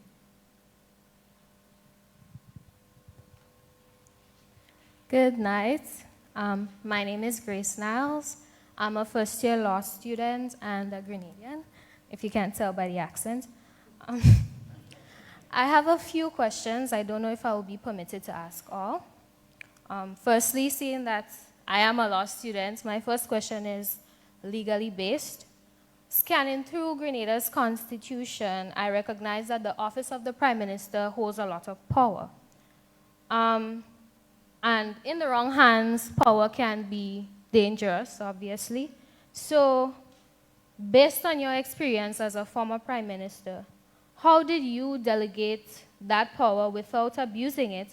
And why do you think there has not been constitutional reform to rectify this issue, if it is seen as an issue? That is my... Let me take the answer first. Okay. You're right. The Constitution we have has given the Prime Ministers a lot of power. But with that power, if you recall how I explained my understanding of power, and I said the people, thinking of the people and their response to what you're doing is crucial. So you can have power and behave in a manner that sends the wrong message. And in the end, it's a sure way to lose that power that you have. So while I remained in political office for many years, was 23 years as Prime Minister, I always was guided by one thing: humility. And I give you a story, friends, that helped me a lot. When I just got into government in 1995, I had serious problems with the public service because they did not expect my government to be elected. And I had real problems. So I did what some cricketers do when they can't pick the googly or the leg break, and I whoop. I had the institution sent about 6 or 7 public servants on leave, whom I thought had contributed to my problems. But friends, when you demonstrate your own sense of humility, even when you do things, a certain person in the religious community called me and said, "I want to talk to you." And he said to me, "You were wrong with 3 of those persons. They were not involved." I did follow up. I checked and realized that he was correct. I called the 3 individuals in and apologized to them. But I told them I didn't want them to say anything now, because the Thanksgiving ceremony, October 25th is a national Thanksgiving holiday in Grenada. Those who remember the event of October 25th. I said the Thanksgiving service, since I took action against you publicly, I wanted to use that occasion to apologize to 3 of you publicly. And that happened. Those of you could check with any Grenadian. When I did it and apologized to all 3 of them, I got so many calls. They said, "We have never seen a prime minister apologize for a mistake publicly in a public forum. And those three persons turned out to be three of my best public servant support. I cannot tell you they voted for me, because that was insignificant, friends. In my view, and I think sometimes politicians get it wrong. Somebody may not vote for you. If they do your work, you will get a lot of votes. If they vote for you and they don't do your work, you would lose a lot of votes. So the work comes first. My friend? Okay, my next question is, well, it's based on what you said in your speech or lecture. You made a distinction between political power and political authority. So would you say that the lack of political authority led to the demise of the Morris Bishop regime? And I think you answered my final question, which has to do with what was something that grounded your steps when you won your first election and became prime minister? So I don't think the lack of authority, maybe a lack of, in my way of defining power, I think it's more the lack of power. He had the authority because he was prime minister, remember. The problem was he had serious problems within his own cabinet, serious problems with certain groups of people. And remember, they put in hundreds of innocent people in jail without charge or trial. It was an enormous mistake of the revolution. And I know many members, friends of mine who were part of the revolution, have in fact admitted that was a fundamental mistake. So I don't think it was authority, but it's more that he lost power within the grouping. And that was a fundamental problem that he faced. You asked the next question, what grounded me? I think my upbringing, I come from a very large family and very poor village. And those who know Brazan, where I was born, there's a stony piece of village, with no roads. And of course, growing up with a large family, a mother and father in the two-room house, mother and father in the bedroom, and all six of us, and others sleeping on the floor outside. That growing up then and having to struggle was serious lessons. I always tease my friends who went to presentation college with me, my brother, when we had a talk shop, and that's where they sell little cake and sweet drinks and so on, soft drinks. And every time I passed there, I wanted to buy one, but I had no money. And all you do is stand up and watch other fellas drinking and eating, and you could not eat. So you felt it. So I think that helped me. And I knew that having an opportunity to make a contribution at the level of political office would be crucial. And I had followed the politics of Eric Gary and followed his successes and mistakes, and also followed the revolution, its successes and its mistakes. And I think that helped me with grounding in many areas. I made mine too, and that's life. You're not going to be perfect in anything you do. But if you're humble enough to accept your mistakes and face the consequences and seek alternative solutions in any further decision of that nature, then you are going to make it. That's the key. Thank you, Dr. Mitchell. We have another question from our audience here at Cave Hill. Good night. Dr. Mitchell, I just heard you said that you were Prime Minister for 23 years. Did you say that? Prime Minister for 23 years? He answered, he said you were Prime Minister for 23 years. 23 years. What happened? I look too young and too No, but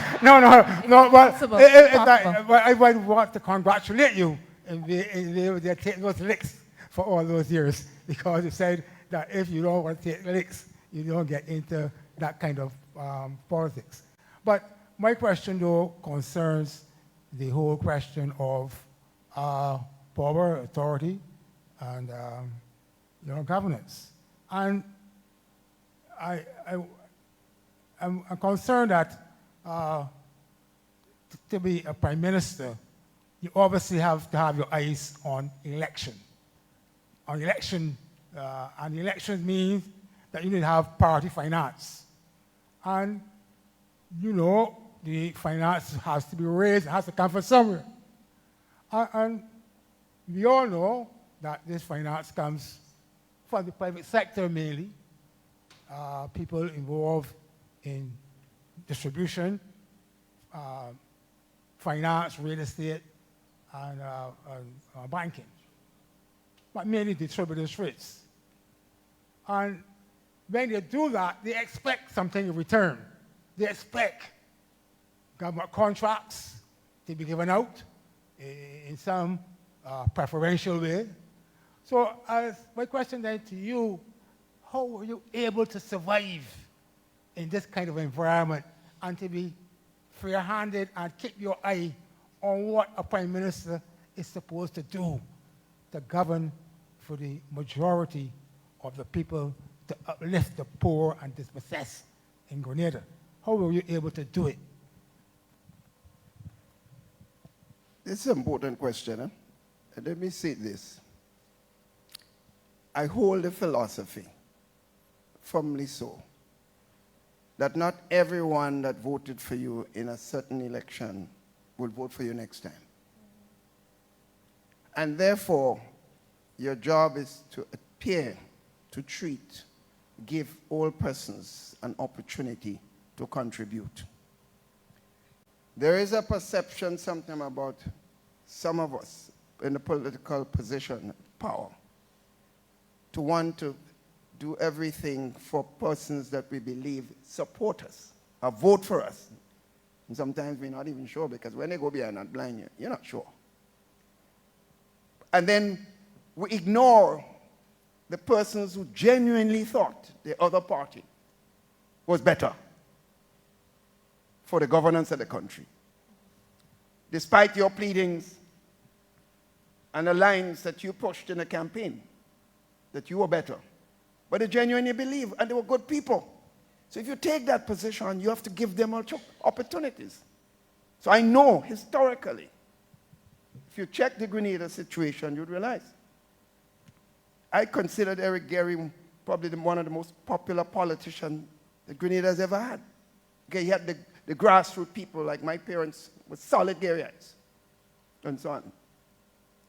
And I considered that Gary himself was never able to win 15 seats in Grenada. There were a few seats that he could not touch. One of them was Carriacou. My good friend Roland would know this. and a couple others. And when I got into government in 1995, the same seats were voted against me. I could have, in fact, I could tell you this. In the Carriacou constituency, out of 3,000 odd votes, we got only 175 votes. So from the history of Grenada's politics, I would have just ignored Carriacou, period. But I didn't do that. My own philosophy is, anytime you ignore one section of your society, the country suffers. That was my philosophy. So we engaged the Carriacouian people. We engaged them. In 1995, we nearly won that seat. Sorry, 1999. No, 95, yeah, when we won. We nearly won that seat. And in 1999, we won it. And we won it for 3 successive elections afterwards. So that's how we won 15 seats. So seats that we never won before. That no party who had the grassroots support that Gary had, which I inherited, ever won those seats. But we won it. On 3 occasions, we won those seats. So I think treating people properly, engaging people at all levels is fundamental. It's fundamental. And you will find that those people, when they move to you as some of the strongest supporters you can get. Because they move on the basis of the treatment that you meted out and the chance that you gave them that they did not expect to have.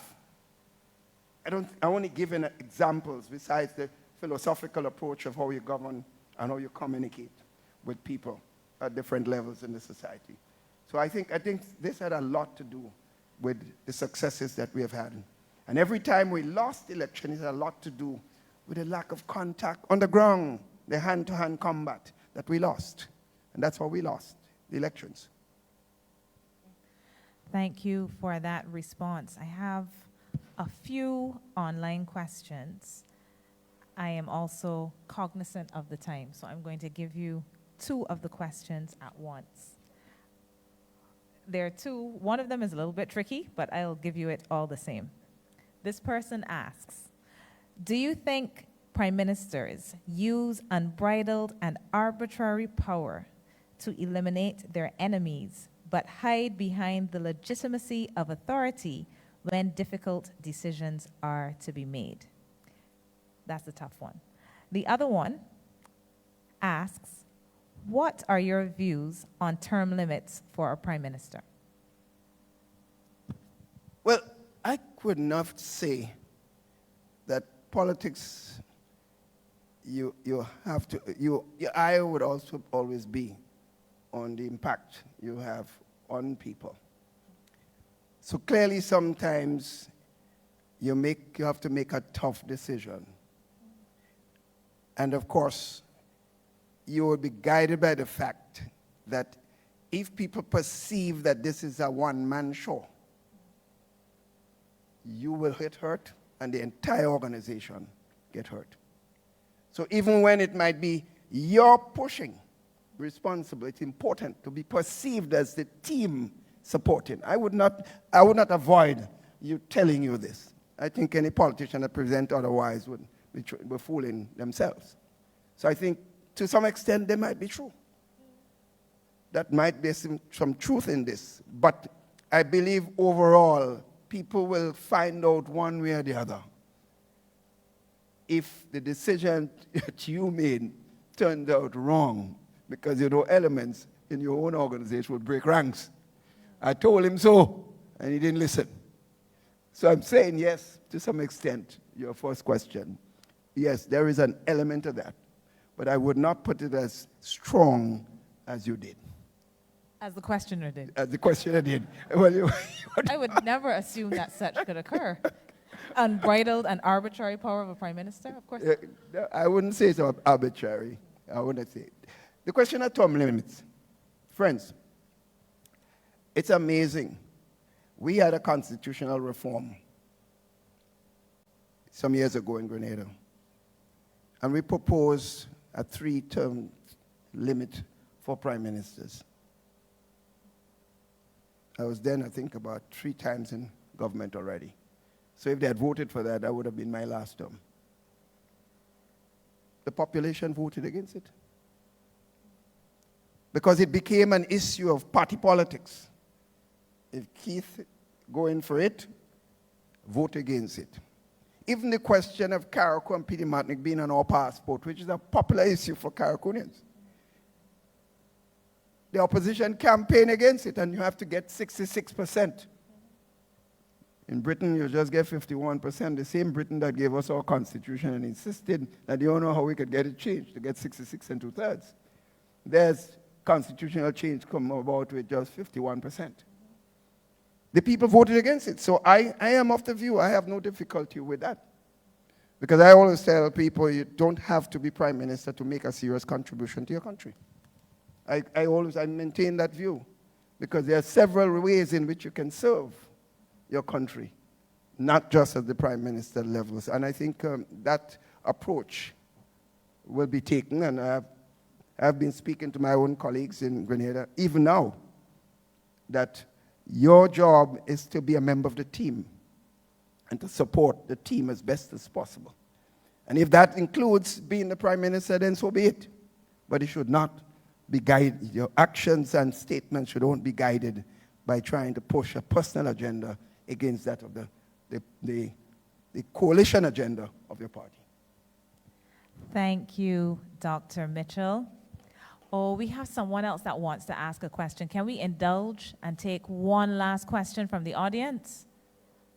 A very quick one. So we have, oh, 2 hands. Okay, we're going to take this one, and unfortunately, it's going to have to be the last. Hi, good night, and thank you for indulging me. Commendation to the organizers, commendation, Dr. Mitchell. I'm a Grenadian, I'm a Cavell alumna.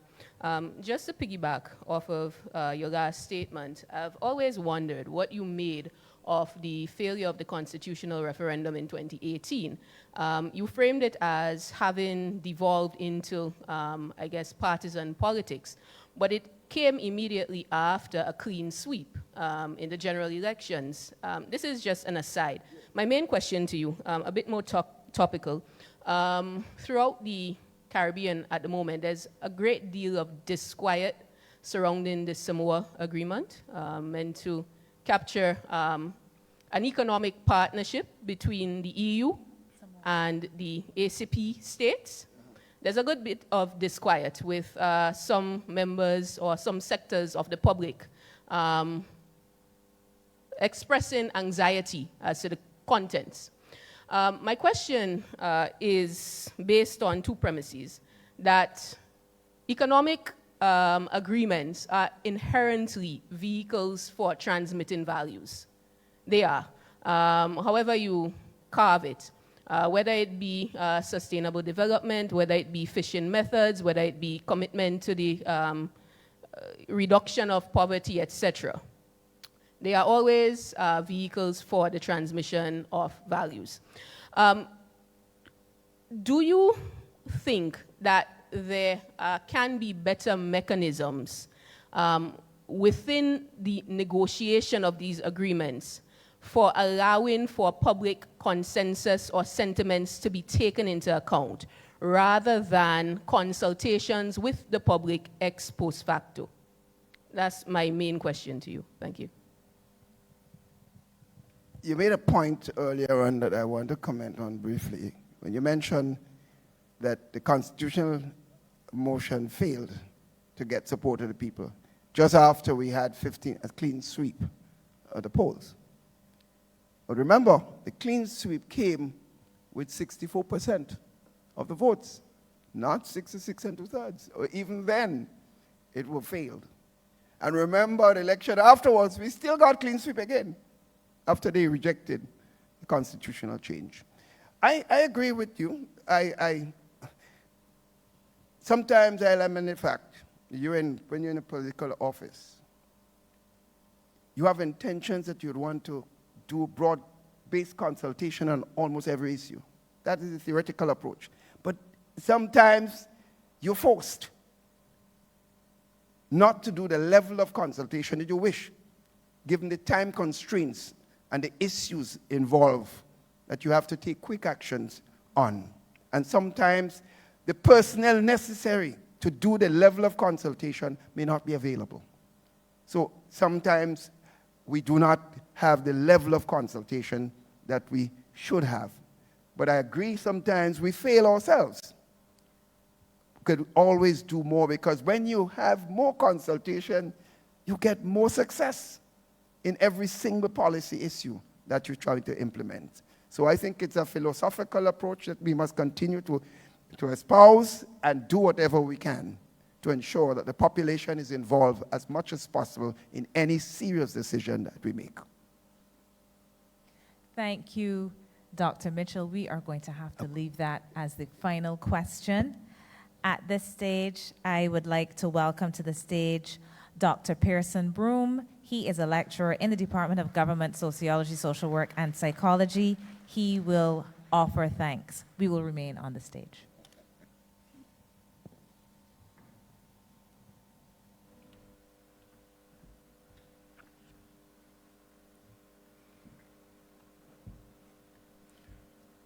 Senator Dr. Christina Hines, Head and Senior Lecturer, Department of Government Sociology, Social Work and Psychology.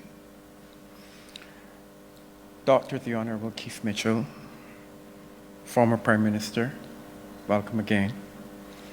Members of the Diplomatic Corps, members of the Senate, Dr. Francis Severin, Pro Vice Chancellor and Principal of the UE Global Campus, Professor Winston Moore, Deputy Principal, the UWITV Campus, former Pro Vice Chancellor and Principal, the Most Honorable Eugene Barroto,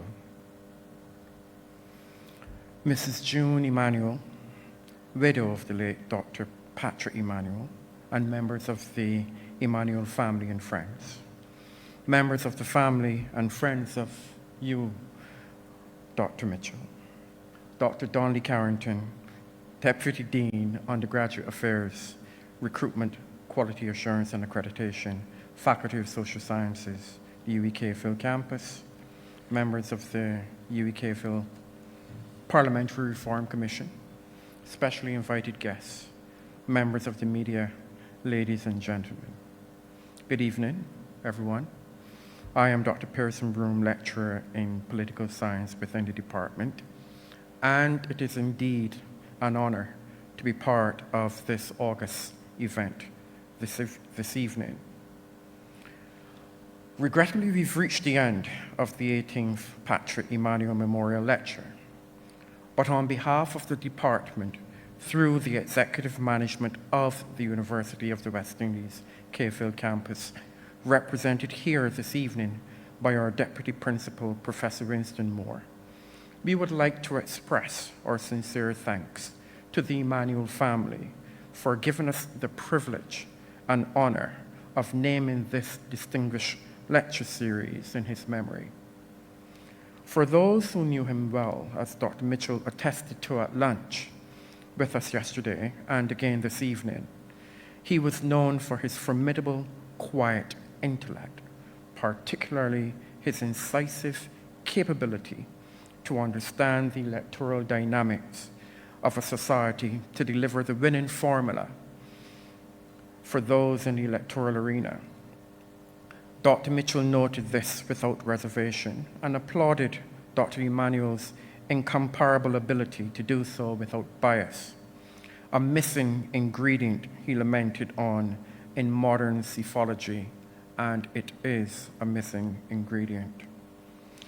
Saying thank you, Miss Emmauel, is a reverential way of showing appreciation towards a person. And so to you, as well as Miss Fiola Blackwood, the university continues to commend your family for graciously consenting through you for setting the stage with personal reflections of your beloved uncle, and for us here at the UE to think on the life of a distinguished Grenadian, the late Dr. Patrick A.M. Emmauel.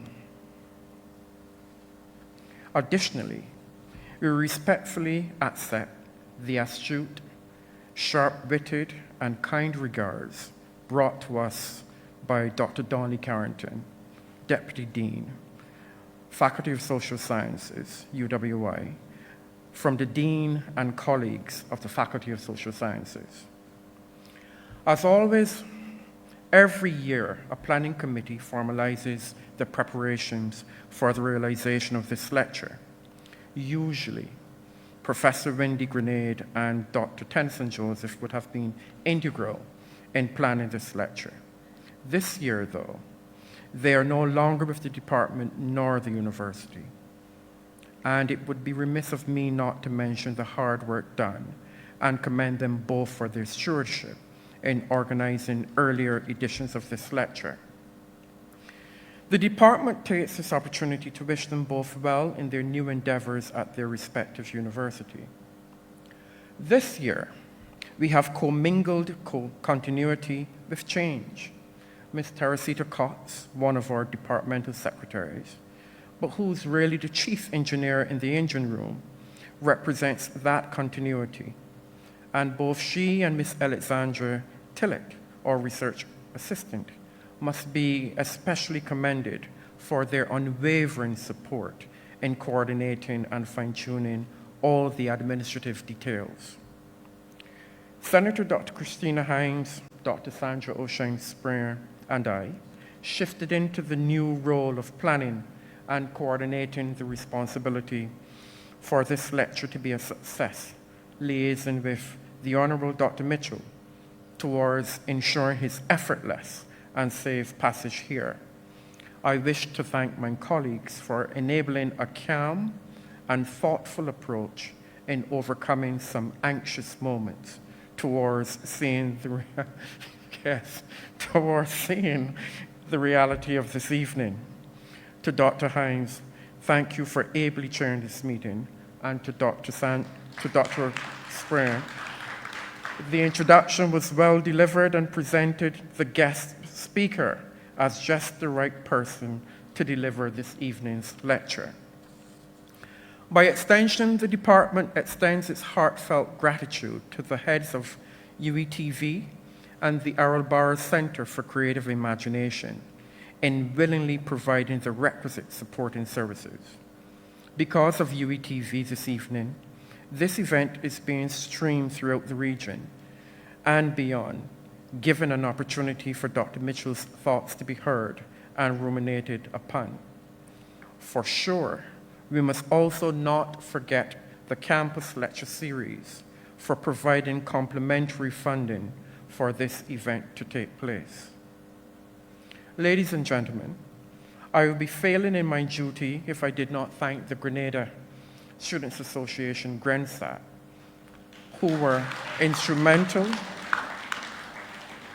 in providing us with Mr. Tafaya Pierre and Miss Teresa Gilbert to serenade us this evening with their soulful rendition, Nora Jones style, of the imagery of Grenada.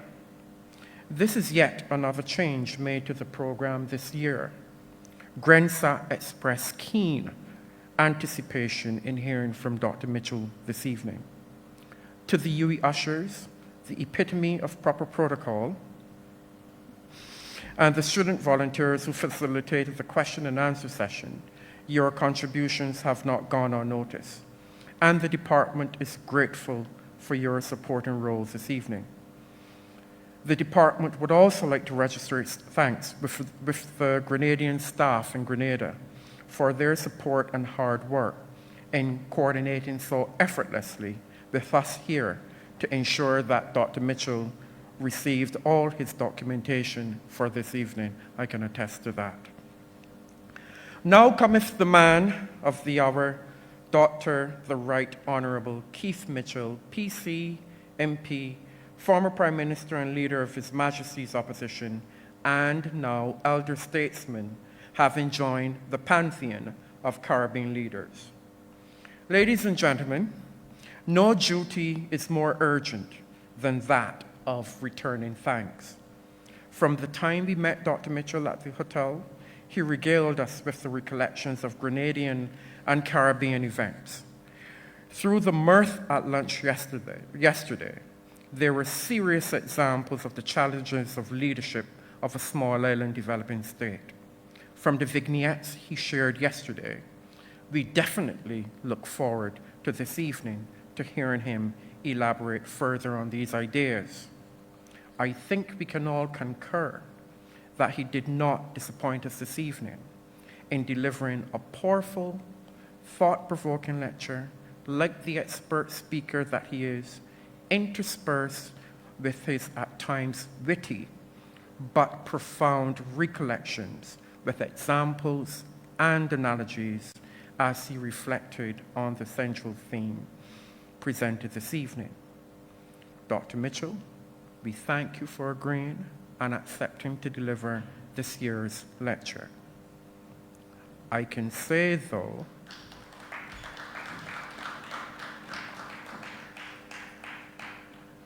we have a gift from the department, Ms. Alexandra Tillett.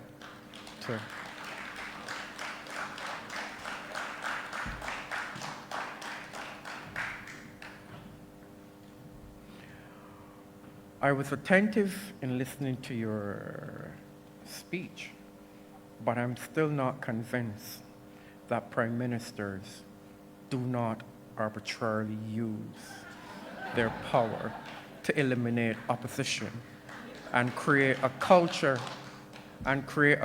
of fear leading to illiberal democracies. We're going to put you aside as an exception that does not prove the rule.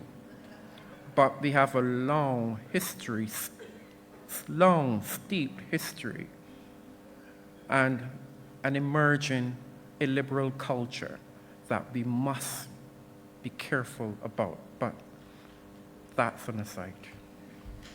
Your ideas were refreshing. Finally, how can I not express my appreciation to you, our guests, who have taken time out of your busy schedules to grace this occasion with your presence. Your presence has added an extra spark to this event and made it even more special as we look forward to your continued support and participation each year in making this event worthwhile. Because of your presence, the family, department, faculty, and the university remains motivated and encouraged to continue to celebrate the intellect of a regional son of the soil. Ladies and gentlemen, thank you very much for being here. And we have refreshments that you can mingle and exchange ideas as we continue the narrative on power and authority within Caribbean society. Both must be discussed as in light of constitutional reform. Ladies and gentlemen, once more, I thank you.